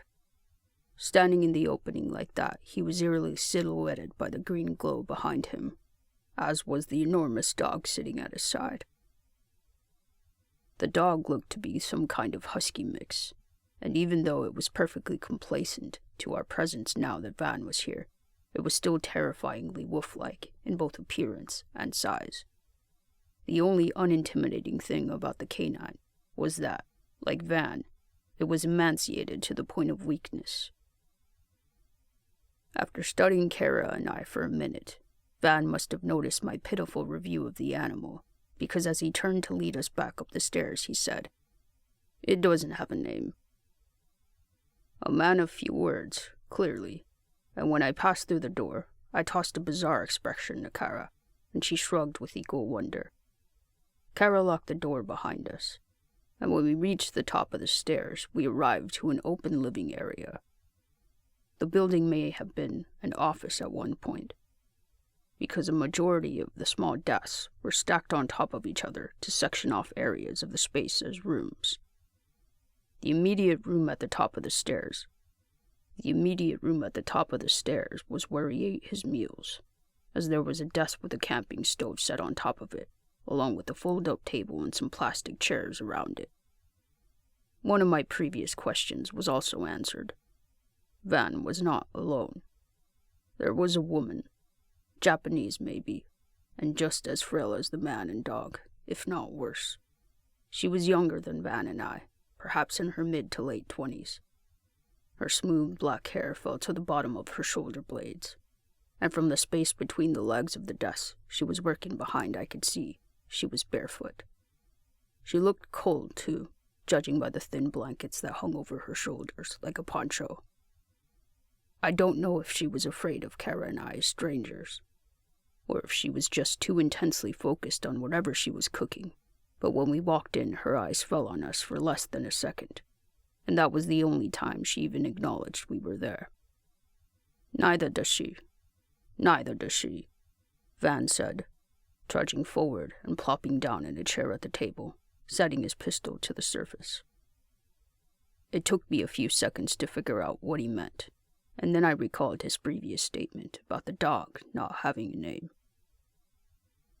It took a strained effort to keep my eyebrows from furrowing with displeasure, but I couldn't keep my stare from following this strange man to a seat. "Come here," Kara whispered cheerfully from my side, and I watched her bend over to coax the dog to her. It came, and when she began to run her fingers through the fur along the sides of its head, the woman finally looked over. Her face portrayed horror as she watched Kara, and for aid in interpreting her fear, I glanced at Van. He looked so disgusted at the display that I began to motion for Kara to stop, worried that maybe he was offended by her friendliness toward the animal. For all I knew, he wanted it to remain ferocious toward strangers. Before I could tell her to, however, Van noticed that I'd noticed his reaction, and he waved us to the table. "Come, sit," he said, and while his deep voice was still somewhat flat and emotionless, it was clear he was making an attempt at hospitality. I was about to eat. There was a flat-screen television on the table in front of him. When Kara and I made our way forward to sit down with him, I found it was connected to the security camera downstairs. I took the duffel bag full of food off of my back and set it to the floor, and then did the same with my backpack before sitting in the seat adjacent to Van's at the 4-seat square table. As Kara sat down from across Van, the woman came over holding a plate with 2 charred lumps of meat on it, and she put it down in front of him. "Hi," Kara said friendly, sticking out her hand toward the woman. "I'm Kara." The woman's eyes widened with fright, and without saying anything in response, she hastily returned to the cooking desk. Kara was normally so much more observant, and usually she wasn't as straightforward with strangers, seeing as it took me a while to get her to open up completely. It wasn't until now that I realized that she felt something was off here too. She'd told me before that she'd always been good at figuring out what type of people were which. She was playing the part of a carefree, ignorant kid in order to figure these two out. At that realization, I had to hold back a proud smile at her genius. "Do you have any food of your own?" Van asked, picking up the lump of meat on his kebab stick and biting into it. I nodded, reaching over to unzip the duffel bag and pulling out 2 cans of soup, 1 clam chowder, the other chicken noodle. "She'll heat it up for you," he said, tossing his head toward the Japanese woman. "I don't mind doing it," I told him. "I'd have rather eaten it cold than to force this poor woman to cook our food for us." Van gave me a blank stare and repeated flatly, "She'll heat it up for you." Without saying anything, the woman came over and took the cans, carrying them back to the camping stove. I was watching her curiously. So when, soon afterward, Van threw down his meat, I could see her whole body tense with a flinch. "Bring me the knife," he ordered, his voice conflictingly void of emotion compared to the passion with which he put down his food. My cracked tooth bite into a layer of this charcoal. The woman stopped cutting open our cans to bring Van the knife, and then she rapidly returned to her task of heating our food. My mind was working overtime trying to figure this out, so it almost scared me when Kara leaned halfway across the table with intrigue. "Are those rats?" Now my curiosity in the woman's reactions rivaled my curiosity in Van's. So at Kara's exclamation, I looked over at her. Once more, the woman looked terrified, but it was obvious now that it was a terror for Kara. Van continued to cut through the burnt meat, almost as if he hadn't heard Kara's question. I'd leaned my rifle up against the side of the table, but the woman's terrified reaction made me somewhat afraid for Kara too. So my hand made a subtle reach for the weapon, just in case Van had the negative reaction it seemed the woman was expecting. If he had a negative response, he didn't show it, and after cutting a piece of meat, he put it into his mouth. "Yes," he answered, after he swallowed the bite. "I take food when's available." I didn't like the way his eyes fell over Kara when he said that. Then he pointed to his dog. "That if rats stop coming." "He's too thin," Kara replied nonchalantly, stopping her leaning over the table to resume her seat. Van's eyes fell over her again. And this time his lips curled into the tiniest of smiles before he dropped his gaze to his food. "Yes, it is." When Van stopped looking at Kara, she looked at me, finally giving me a lip curl of disgust that would have made me laugh, if everything wasn't so tense. We sat there in silence for a minute before the woman brought over 2 bowls of soup, putting them down in front of Kara and I. When both of us said thank you, an expression of terror passed through the woman's features again, and without looking at either of us, she busily began to clean up the cooking desk. "Can I feed him?" Kara asked a couple of minutes later, once she was finished with her bowl of chicken soup, pointing to the dog. Van made another disgusted face, but nodded his consent. Kara glanced at the duffel bag, and then at me for permission. I shrugged unconcernedly, seeing as we had plenty of food. It didn't appear Van fed the poor creature regularly. At my consent, Kara happily pulled a can of beef stew out, and after opening it, she dumped its contents into her empty bowl. She whistled for the dog, and seeing that she was setting a bowl of full food on the ground, it came over with excited speed. It buried its muzzle into the dish with such ferocity the bits of stew went flying everywhere. In my next curious glance at the Japanese woman, I could see her staring at the disappearing stew with a starved, longing stare. It made me feel guilty, wondering if the woman didn't eat as often as Van did, and I would have offered her a can of food too, if I didn't have the obscure and gut-wrenching notion that would have offended our host. "Do you have electricity?" I asked, trying to take my mind off of it. Van took a deliberate gander behind him, following the extension cord connected to the TV with his index finger in the other room. "Generator." And then he motioned up toward the roof, connected to solar power. After that, he motioned for the woman to come over and clear his dish away. She came over and picked up his plate, still refusing to look at Kara and I. It was because she wasn't watching us that I could watch her so meticulously, and there was a hesitation she made when she reached for his knife that made me confident we were leaving as soon as the rain stopped. She didn't pick up the utensils like a woman clearing dishes. She gripped the handle so hard her knuckles went white, and held it with the blade toward her body, like at any second she'd take a backhanded swipe at Van. She picked up the knife like a woman with a grudge. That was it, though, that slightest hesitation, and then she hurried away with the items. "You need a haircut, my friend," Van said, interrupting me from staring at the woman. "She cut hair for you." I was about to decline, but upon raising my hand to my head, I realized for the first time how accurate his statement was. My hand sank a couple of inches into the puff on my head. I needed a haircut badly. "I would really appreciate it," I answered, directing my statement at the woman. The woman immediately headed into a separate room on the right, and Van motioned after her like I should follow. "Please." Then he turned his eyes on Kara. "Do you like movies?" I stood hesitantly while Kara nodded at him, expecting her to do the same, but she just sat there. "Would you give us a second?"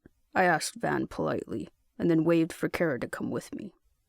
I led her a few feet away, far enough that I could whisper to her without Van or the woman hearing. "I'm not leaving you alone with him." "I don't like him either," she replied in agreement. "But if you're alone with the woman, you can ask her questions. I'll keep feeling Van out." I pursed my lips unhappily, so she added before I could protest. "You'll be right there. I'll yell if he tries anything creepy." She reached up to pat my miniature afro with a laugh. "You seriously need a haircut." Then, as if it was settled, she returned to Van, saying cheerfully, "It's been a long time since I've seen a movie." With a sigh of defeat, I trudged into the other room, sectioned off by the large stack of office desks. The woman was in there pulling out a cordless electric trimmer, and when she saw me, she sat her hand on the back of the fold-up chair to instruct me to sit, without making eye contact. The way she'd gripped the knife made me somewhat weary of her, so as I made my way over to the chair, I scanned the desk she had the clippers laid out on, looking for anything she might attack me with.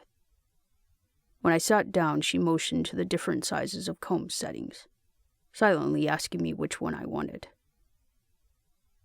Seeing as it would probably be a long time after this that I got the next cut, I said nicely, "I'll take the shortest one you've got." She picked up the trimmer without putting the length comb onto it, immediately turning it on to begin buzzing my hair. "Do you have a name?"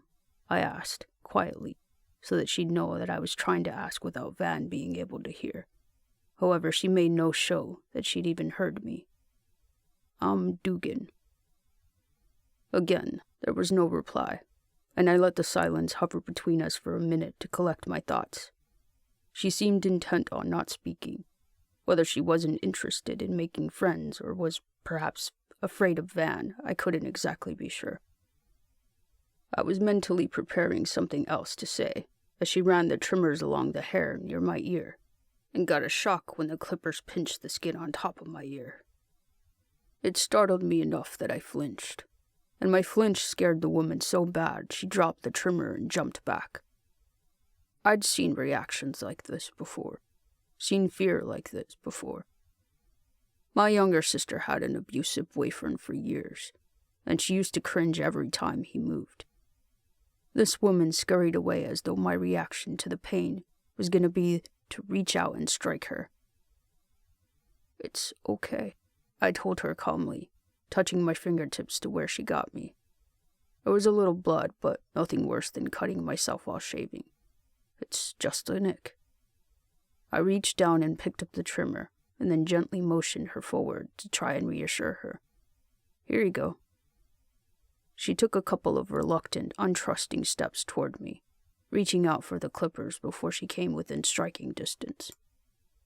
When I gave them to her without making any sign of aggression, she came a little closer, and a couple of moments later resumed running the clippers through my hair. "Do you have a name?" I asked again, softening my tone even more now that I was sure of the source of her fear. She was quiet for a while, so much so that I was starting to give up on trying. Then I heard a delicate whisper near my ear. Namiko. Since I'd succeeded in getting her to tell me her name, I tried asking her other questions. However, that was the only piece of information I was able to retrieve. My hair was gone in a matter of minutes, and my time was up. I strode back out to where Kara was sitting with Van, rubbing my head self-consciously. It had been so long since I'd had a hair this short that I almost felt a little bit naked. Kara tore her gaze from the movie when she saw me, and her face instantly lit up with a smile. Looking good, she praised joyfully. Thanks, I chuckled bashfully. Well, Kara exclaimed, hopping out of her seat. I'm exhausted. Van raised his eyes to her from the seat at her side, and something about his gaze made me seethe. Having the suspicions I did now about his relationship with Namiko, I didn't want Kara anywhere near him, especially since she was acting overly friendly to try to figure him out. He might get the idea that she was trusting type, and he was looking at her like she was something he could break. It's raining still. You sleep here. Thanks. Kara grinned thankfully, and after grabbing her backpack off the floor, she strode past me confidently to sleep in the next room. I walked to the table, not enjoying the fact that Van's gaze had followed her away, and I picked up my own backpack and rifle. Thank you, Van, I forced out gratefully. Is no problem. He waved off my gratitude, and immediately went back to watching the movie. I turned to follow Kara into the other room, giving Namiko a friendly smile when she gained the nerve to look at me as I passed her. Then I dropped my bag onto the floor next to Kara, plopping down at her side. Did you find anything out? She asked quietly the moment I sat down. I don't think Namiko likes him either, I answered, and when she raised her eyebrows at the name, I clarified. The woman. Did you find anything out? Not really, she said disappointedly. But he's giving me major creep vibes. Did he touch you? I asked hastily, instantly furious at just the idea of it. Huh? Kara's eyebrows furrowed, and she scanned my face like she was trying to decipher what I meant. Then she figured it out. No, she reassured me seriously. Doesn't seem the rapey type to me. I disagreed, but since it looked like she had more to say, I waited for her to continue. He seems more like the psychopathic serial killer type. I could agree with that, at least. Everything about this guy gave me the chills. We're leaving first thing. Kara nodded in concurrence, but said simply, But not without Namiko. Kara, I sighed reluctantly. I'm not leaving here without her, she argued. We have to rescue her. We can't force her to leave, I told her, trying to put things into perspective. What if she doesn't want to leave? Kara looked entirely skeptical, and her eyebrows furrowed as if scolding me for that. Why wouldn't she want to leave? That might be weird, I started, but we don't know that much about him, and she's safe from ferals in here. That might be enough for her. Doubt it, Kara retorted confidently. I sighed again, wishing I saw things as simply as Kara did. I really doubted that Namiko wanted to be here too, and I'd even go so far as to say she might be the sort of a prisoner. But Kara was my priority. Her safety came above everything else. And if Namiko really was a prisoner, I didn't see how Van would let her leave with us unless I killed him. Let's make a deal, I suggested after a minute of thought. Kara leaned forward with interest. We need to make rules about the things that we can do, morally and ethically. Kara's eyebrows furrowed, but she nodded. If it isn't self-defense when we hurt someone, then we have to know that they're guilty of crimes against other people, and that they'll do whatever it is again if we don't stop them. That caused her to let out a deep breath. That means we have to find evidence against Van, she groaned knowingly. I'm almost positive he's done things. Namiko won't talk to me, I told her, ignoring Kara's sureness to continue my terms. I think she's afraid.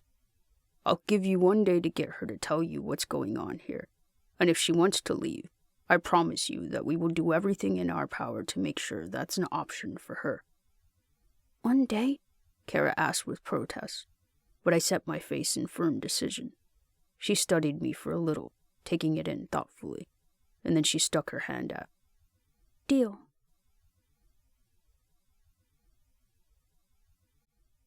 Chapter 24. Only Way of Being. Dugan. What's the plan? Kara asked in a whisper. She glanced into her nearly empty bowl of vegetable soup, and then set it down in front of Van's large dog, which had been waiting eagerly ever since we started eating. I leaned over just enough to glance at the makeshift entrance of the sectioned-off room we were in, checking that nobody was listening. At some point, I'll try to lure Van away, I answered in a murmur. When I do, you can try to get information out of Namiko. Kara nodded with satisfaction, but despite her character intuition, I wasn't sure if she had the experience to know exactly how to deal with someone in Namiko's situation. Try to be gentle with her, but stay on your guard. I will, Kara assured me. Seeing as we'd just eaten, I began to dig through our food-filled duffel bag to recount how much we had left. However, the number of cans that remained seemed lower than I remembered, like some were missing. Kara noticed the confused look on my face as I began counting again, but she asked, "What's wrong?" "Did you fall asleep during your shift at all?" I asked, knowing I hadn't drifted off during mine. Kara shook her head. "I think some of the food is missing." She must have known I was suspicious of Van, because she leaned over like I had a minute earlier, glancing toward the entrance. There was a point earlier this morning that we'd left the bag alone in this room to sit at the dining table and watch a movie on Van's television. But I'd kept an eye on his whereabouts the entire time. He hadn't entered this room once. Thinking I must have just been confused, I stood, knowing even if things were tense and Van was creepy, we'd have to hang around so that I could find my opportunity getting Kara alone with Namiko. I strode into the center with Kara right behind me. However, when we reached it, I froze in my tracks. Van was sitting down to his breakfast, a nice hot bowl of our clam chowder. The empty can was still sitting right there on the table. It felt like such a blatant violation that my first instinct was to get furious. But he made no attempt at concealing it, and he didn't even give us an acknowledging glance, as though there was nothing wrong with it. The audacity of it had me in shock, and all I could do for practically a minute was stand there staring. Then I felt a slight betrayal, because I knew it was Namiko who had gone into the room and taken some of our cans. Though that feeling was easily forced away when I thought about the fact that she didn't have a choice. Van probably would have beaten her if she refused to steal from us. Kara was the first one to recover from an equal shock, and she took in a deep breath like she was preparing to make her anger known. When I heard the inhale, I put my hand over her mouth to stop her, and she released the breath with reluctant compliance. This situation had to be approached delicately, because Van was such a hushed man that I had no doubt how easily angered he was, or how he'd react to being accused, even if his guilt was undeniably obvious. "Is that one of our cans?" I asked calmly. Van looked up at me with a careless stare, and then went back to eating like he hadn't heard me. After taking another slow bite, he finally answered in his rough accent. "You stay at my house. You share your food." I clenched my fist, instantly irked by his answer. I had no problem sharing with anyone who needed it. I like to think I was a compassionate guy. However, Van never asked, and the fact that he felt entitled grated on my nerves. "We never discussed an exchange," I said flatly, trying to keep my voice from portraying too much aggravation. Van didn't so much as look at me, and that made me even more upset. "How many cans did you take?" When an answer didn't come right away, I glanced over at Namiko. She had her back pressed as close as possible to the far corner of the room, and when our eyes met, she set to staring at the floor. "6, Van said eventually. "No," I replied instantly, as if that would change the fact that he'd already taken them. "You can't have 6. He took another deliberate bite of stew. His pale blue eyes locked on me challengingly. "Where are the rest of them?" I asked bitterly, my patience wearing thin. "You can have 3. He still just looked at me, not saying a single thing. "This isn't a game, Van," I snapped, striding over to get in his face, thinking it would force him to say something. He was so silent and reserved, it caught me off guard completely when he stood, grabbed the shoulder of my shirt, and pushed me backward. It knocked me off balance enough that he could shove my back onto the surface of the table, holding me down, and before I knew it, he had a pistol against the bottom of my chin. "Dugan!" Kara shouted in panic, but when she made a move to come to my aid, I held a hand out to stop her. "Do I look like I play games?" Van asked menacingly. I held up my hands with my palms facing him in surrender, knowing this wasn't a battle I could win, and I shook my head. He eased off, releasing his hold on my shirt, and straightening up, even though he kept his gun pointed at me. "I will keep other 5. When he sat back down, I pushed myself off the table. The force of his shove had caused some of his soup to spill onto the shoulder of my shirt, so without saying anything, I paced into the other room to both change my shirt and cool my rage. I dug into my backpack and grabbed my other spare, and as I removed the one I was wearing, Kara hurried into the room. "Dugan," she whispered frantically. "What are we gonna do?" At her question, I threw my t-shirt onto the floor with an angry grunt. "I'm gonna get our food back," I growled quietly. There was no doubt in my mind now that Van was dangerous. "We're staying just long enough for you to question Namiko, and then we're getting our food back and leaving." While I pulled on my fresh shirt, her eyes scanned me with surprise, undoubtedly because she hadn't seen me like this before, but I didn't like being taken advantage of. "Are you gonna kill him?" "I don't want to, but that's up to him," I told her, pulling a water bottle out of my bag to rinse the clam chowder off my clothing. Once it was cleaned, I laid it on the floor to dry. "Let it go for now," I said eventually, taking a deep breath to do the same. "The time will come." After Kara nodded, I led the way back out to the center room, and when I reached Van, I held out my hand. "No hard feelings, man. We can spare the food."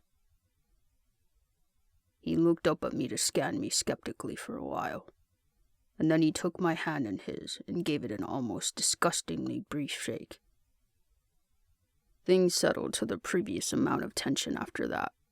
Namiko kept herself a safe distance from Van in the corner, and Van finished his movie without saying another word.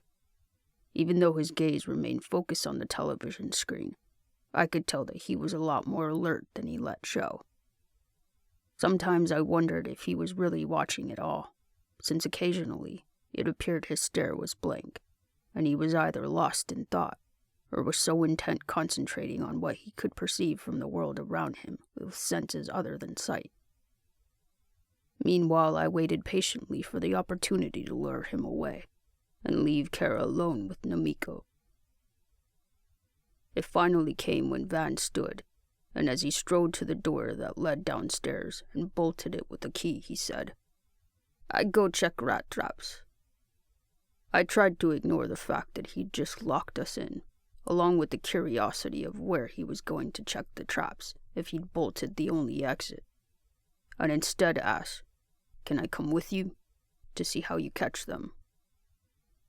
The only confirmation he gave was a nod, and then he paced over to Namiko's corner. She tensed with a terrified cringe when he neared her, and it was only a moment later I figured out why. He put his hand behind her head and grabbed her roughly by the hair, pulling her ear to his mouth so that he could whisper something to her. I wanted to give Namiko the benefit of the doubt when I left Kara alone with her, but in all honesty, I wasn't sure how firm a hold her fear of Van had on her. For all I knew, he could be telling her to attack Kara while we were gone, or to steal the rest of the food, and if she believed Van had the power to kill me, then she'd probably do it because she was afraid of him. So while Van was saying his bit to her, I turned to Kara to whisper, "Don't let your guards down. She can be dangerous." Kara nodded, but I added earnestly, "Promise me." "Yeah," she agreed reassuringly. "I promise." "Let's go," Van said monotonously, and without waiting to see if I would follow, he started into the room I hadn't been in yet. While I trailed him into the room and to the window on the opposite end, I did a hasty scan of the area. There was only one bed on the right side, a hefty pile of pillows and blankets, and some steel organization racks with various items like clothing, ammunition, and oddly enough, grooming supplies. I'd just begun to wonder where Namiko slept, whether or not she was forced to lie at his side, when my eyes wandered to the left side of the room and fell on a heavy shackle, fastened securely to the wall. I would have thought it was for the dog, if it weren't for the fact that the cuff was only wrist or ankle size, much too small for the massive canine's neck. The very suspicion of it made my spine tingle, and I gritted my teeth to keep from making my disgust too obvious. "After you," Van said, as we reached the window, motioning out of it. It was clear he didn't trust me enough to head out first, and even though I didn't trust him either, I sucked it up. I stuck my head out to see what he meant, and I noticed a roof access ladder latched to the side of the building. Adjusting the strap of my rifle to make sure it was secure on my shoulder, I reached out for the edge of the ladder, while keeping Van at the edge of my vision. I'd be lying if I said the height didn't frighten me. What probably made my heartbeat speed up even more was the fact that I didn't entirely think Van would push me, and if I didn't die from the fall, I'd sure as hell die from the ferals down there that got their hands on me. I could already hear a couple of them snarling from catching a glimpse of us. So when my finger touched the ladder, I tightened them around the metal as much as I possibly could, and then I climbed out of the window, keeping a firm grip. I stuck my first foot toward the ladder, and after taking a deep breath to work up the nerve, I swung all the way out onto it, forcing myself not to look down. I started up, hearing Van come out of the window and work his way onto the ladder, as if he wasn't concerned about the height one bit. His footsteps rang on the metal below me, and when I reached the top, I turned to watch the rest of his ascent. As he reached the end, I had the vague but pressing thought that I really should push him off. I felt it in my gut. It was so pressing that it must have shown on my face, because Van refused to clear the final steps to the top of the roof, keeping his hands tight around the handles of the ladder until I took a few steps back. When he finally came all the way up, he motioned for me to follow again as he walked past me. He led me to the opposite end of the roof, where he'd set up almost a dozen small cage traps. There was only a single cage that had a rat in it, despite the fact that every one of them was baited with what I assumed was rat meat. At the sight of the single rodent, Van growled with frustration, one of the first emotions I'd seen in him since we'd arrived last night. When he picked up the cage by its metal handle, the rat was shockingly huge. The only reason I could see for its being so large was the lack of humans exterminating the creature since the outbreak.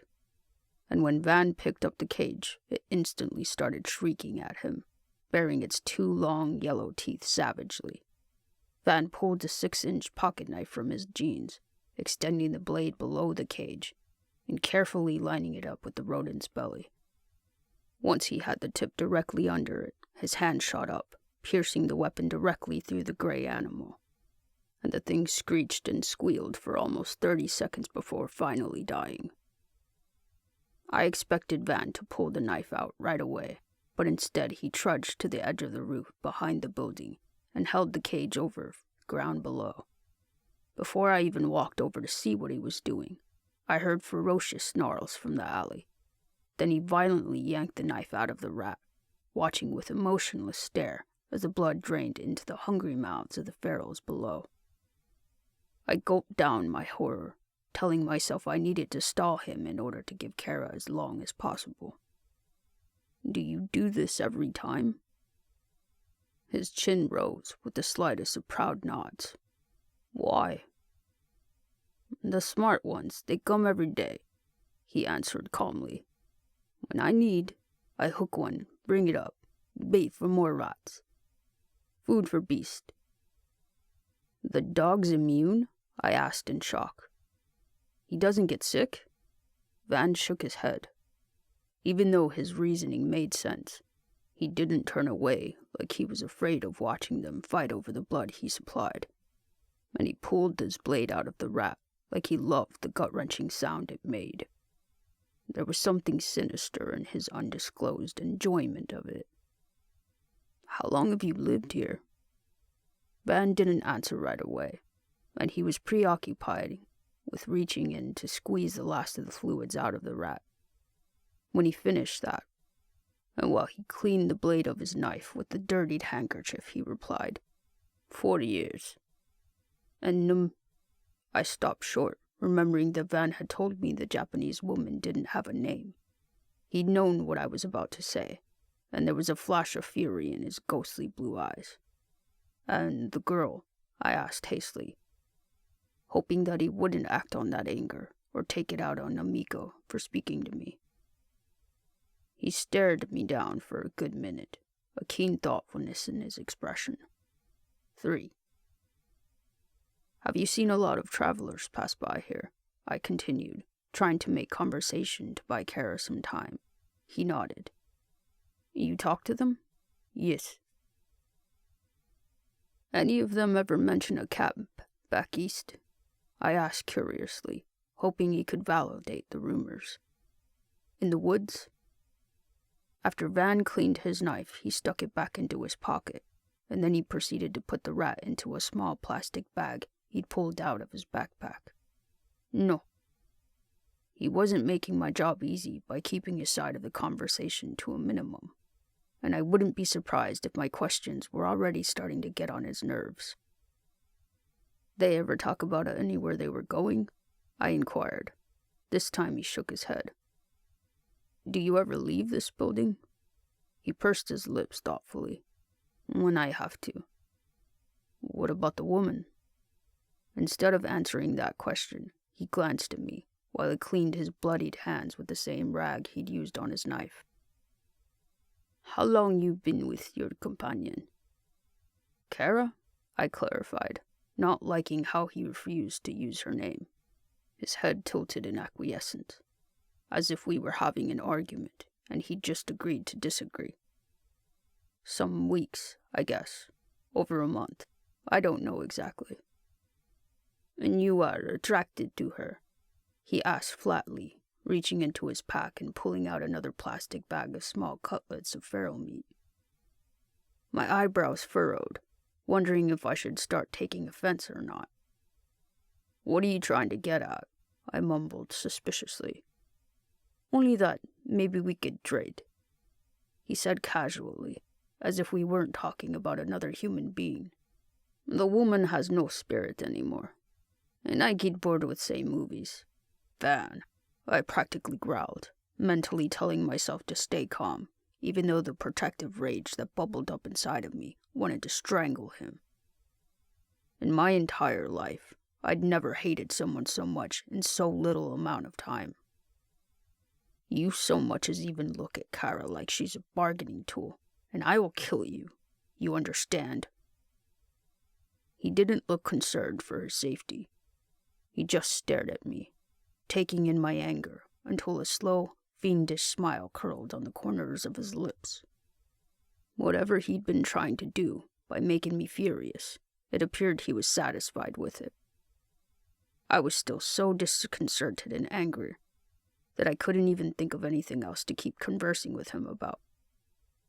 Failing to stall him any longer, he reset the traps with the rest of them and then led the way back to the ladder. Van climbed down first, and I followed after him. When I got back to the room, my fury had calmed only slightly, so I refused to glance over at the shackled mount on the wall for the sake of not losing my temper. In the center room, Van pulled the rat-filled bag out of his backpack and slapped it onto the table in front of Namiko. She obediently took the rat out to begin preparing it for storage in the 3-foot freezer in the corner. While Van sat down at the table, I immediately went into the room Kara and I had slept in. She was already in there waiting for me, running her fingers through the fur along the wolf-like dog's back. "How'd it go?" I asked quietly, lowering myself to the ground across from her. However, when I sat down, I realized that, while she was petting the dog as though nothing was wrong, her face was completely pale. "What's wrong?" "He's not gonna let us leave, Dugan," she began to whisper frantically. "Just like he never lets Namiko leave. We're gonna be stuck here. Only we're not gonna know it, because he's gonna kill us and stuff us up in that little freezer." "Whoa, slow down," I said soothingly. "What?" She leaned forward to grab the shoulder of my t-shirt, pulling me to stand with her. "He eats people," she hissed with terror, pushing me to the only window in the room, and motioning for me to look out of it. It had been closed the whole time that we were here, but Kara had been prepared to show me whatever it was I would find outside of this window, and now it was open. I stuck my head out, glancing side to side, the horror movie fanatic in me half expecting a creepy-like van to string the skeletons up along the outside of the building. There was nothing on the sides of the window, but when I looked down at the street below, I saw what she wanted me to. There were a couple of ferals wandering around in the narrow alley below, but it wasn't the ferals that caused my blood to both boil and ice at the same time. It was what they were walking through. Bones. Human bones. A nice, layered pile of them. Seeing as Van had just told me that he used ferals for bait to feed the dog, I would have brushed this scene off as the discarded frames of the ones he'd caught. But that would have been wishful thinking, because there was evidence that these skeletons used to be people. Clothing cushioned the bony pile, along with shoes, backpacks, sleeping bags, and anything else these peoples might have been carrying with them that Van had no use for.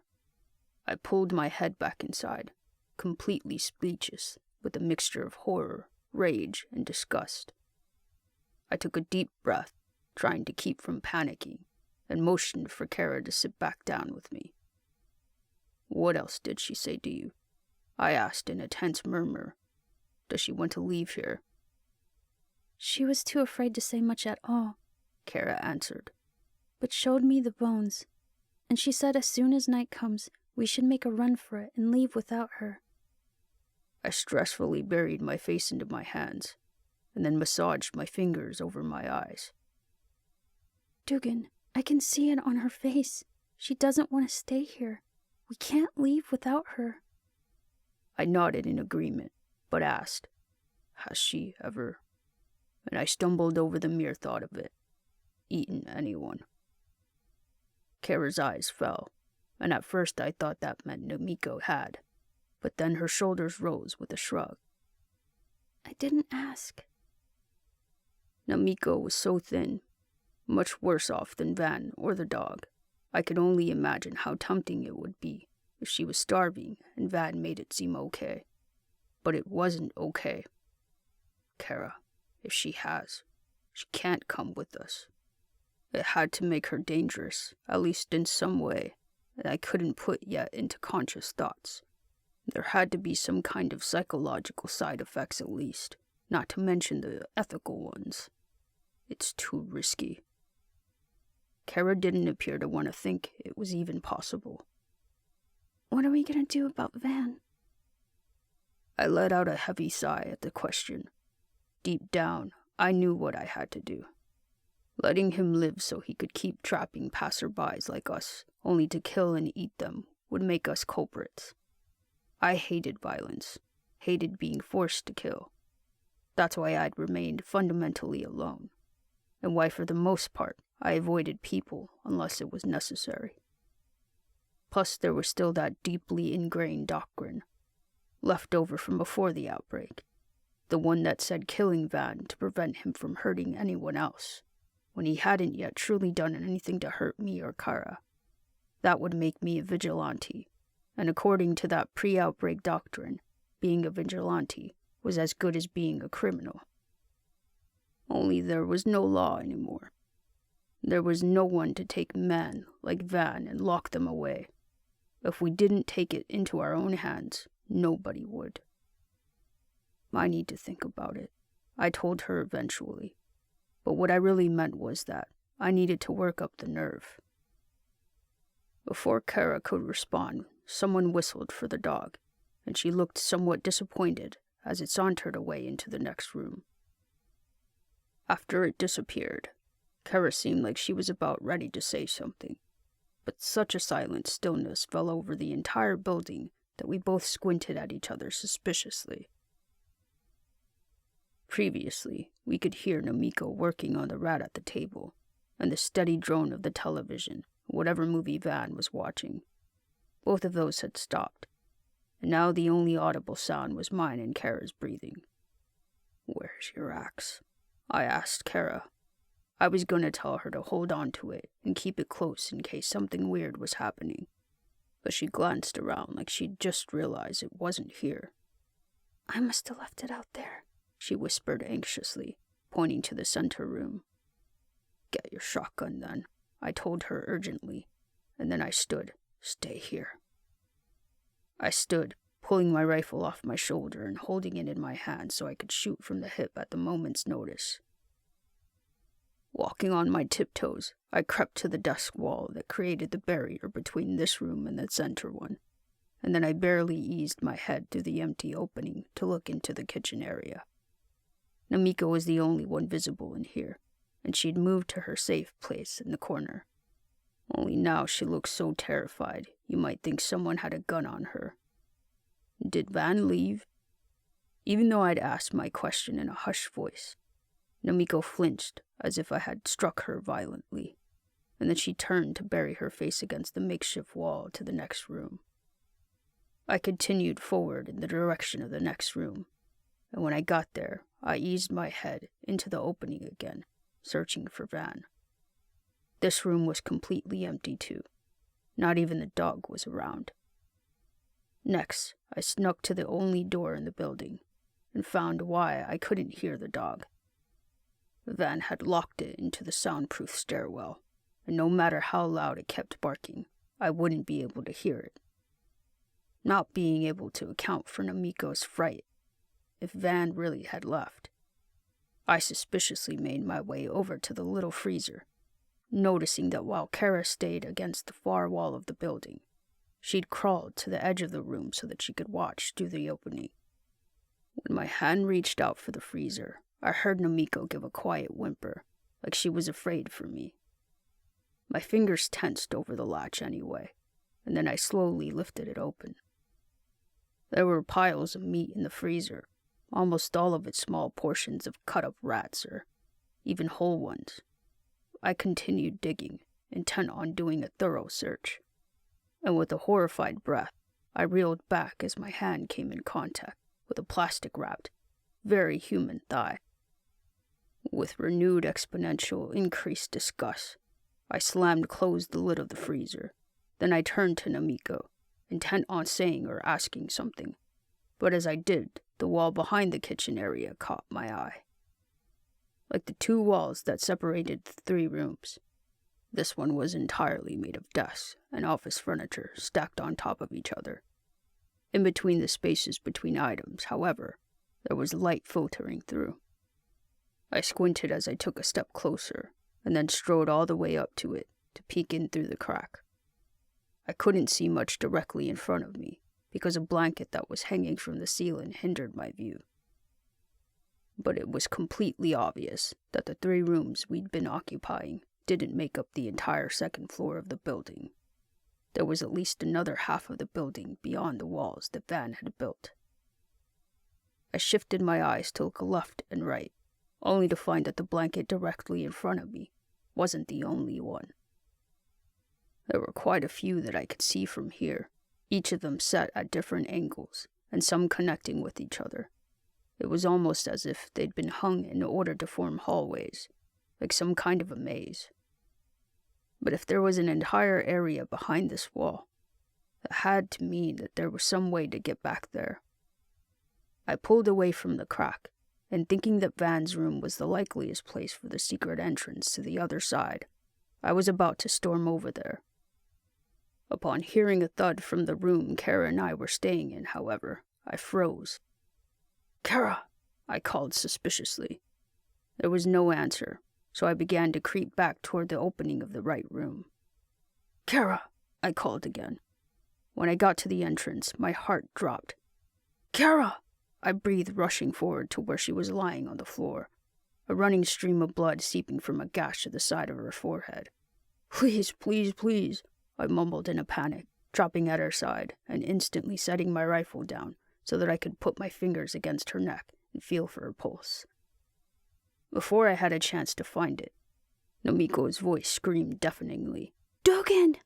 I simultaneously turned and stood just in time to see Van winding up with Kara's axe in his hands, and as he brought around his wide swing, I instinctively dropped backward onto my ass, watching the weapon whiz through the air above my head. "You son of a bitch!" I snarled irately, and since the follow-through of a swing had him momentarily recovering, I launched myself up again, charging him with my shoulder and plowing him backward into the makeshift wall to the kitchen. The force of my blow caused him to let out a pained huff of air, but I didn't wait for him to rebound. I pulled back my fist and sent it as hard as I could into his stomach, and I was so furious that I wound up, and I did it a second time.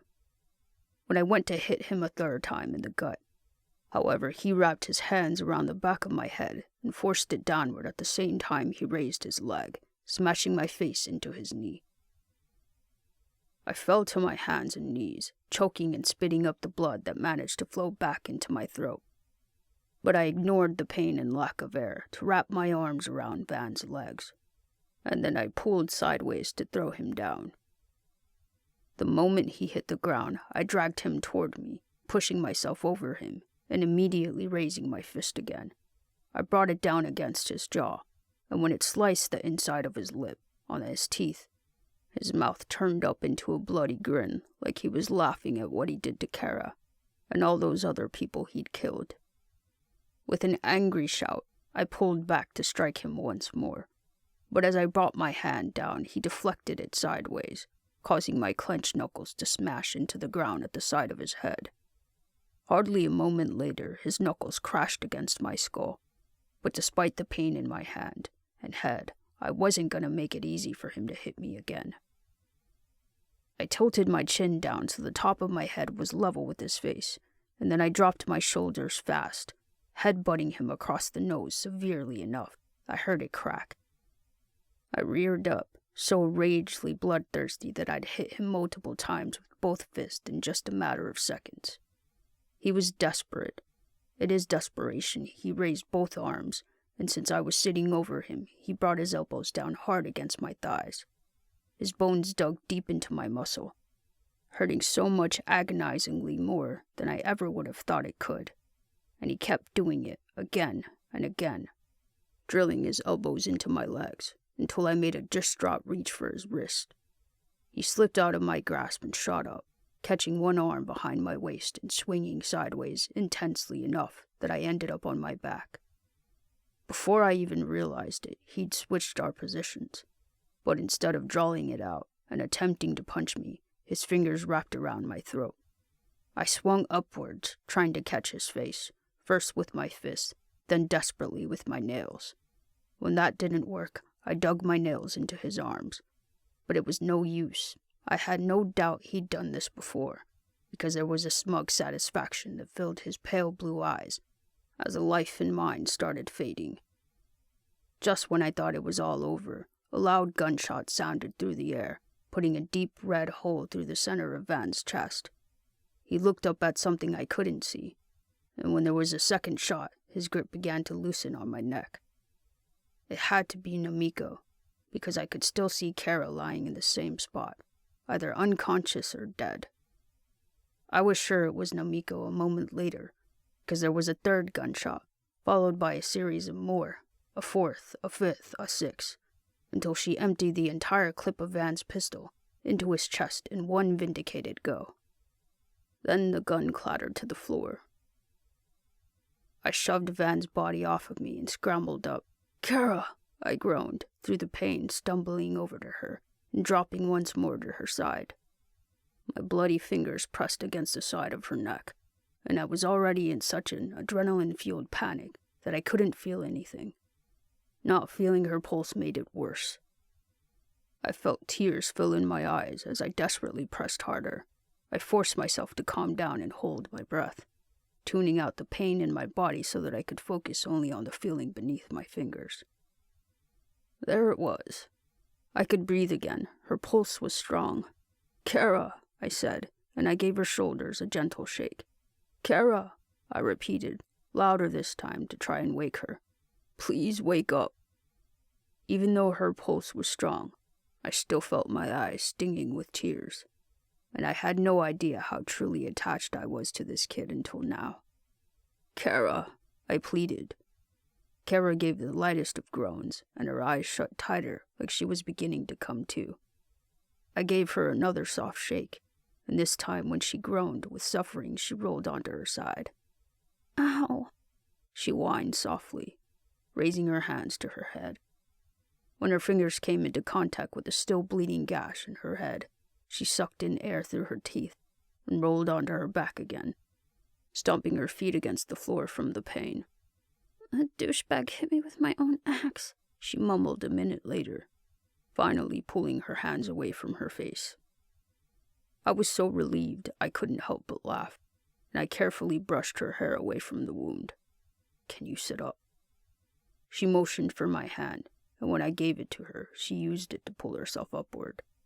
"Woozy," she muttered, squeezing her eyes shut as if to will it away. Kara opened her eyes again, and as she did, Namiko appeared at our sides with a small box in her hands. She knelt, leaning noticeably away from me, and opened the lid to show us that there was medical supplies in it. "I can help," she said softly, pointing to Kara's head. "Please," Kara requested gratefully, and when Namiko began to pull out some items, Kara looked at me and nodded for me to leave the room. I smiled, knowing she wanted to be alone with the woman, to ask those questions she never got to, namely the one about whether or not Namiko had ever taken part in cannibalism. Even though I was reluctant to leave Kara alone again, I did as she wanted, and I took my water bottle to the next room in order to clean the blood from my face. I had a headache from being hit, but fortunately, it was only my nose that had been bleeding, and it had already stopped. I was done cleaning up for a good 5 minutes before Namiko silently strode out of the room, and I went to see Kara. "Feeling any better?" I asked concernedly, taking a seat at her side. She only gave a brief nod before moving on to the topic on her mind. "Namiko wants to come with us. I asked her if she ever ate anyone, and she said no. That's why she's so scrawny." I nodded thoughtfully, taking it in, and briefly considering how long our food rations would last with the third person. "Dugan," Kara started when I offered no verbal answer. "Can she come?" "Yeah," I answered, more at ease with her accompanying us, seeing as she'd just saved my life, in spite of how terrified she was of Van. "Yeah, she can come." Kara grinned, but then a worried grimace crossed her expression. "Where's Woof?" I knew instantly she was talking about that massive dog, but then it occurred to me that she was definitely thinking of taking the dog with us too, and that was another mouth to feed. Kara, I began to protest. Please? She begged, setting her mouth in a toothy grin. I sighed thoughtfully. Aside from the obvious downfall with food, there were perks to having a dog around, instincts being one. It was also nice that the dog was immune to the infection, and if it were loyal at all enough to protect us, we wouldn't have to worry about it getting bit. All right, I grumbled in defeat, but at the ecstatic look on Kara's face, I couldn't help but chuckle. They can both come.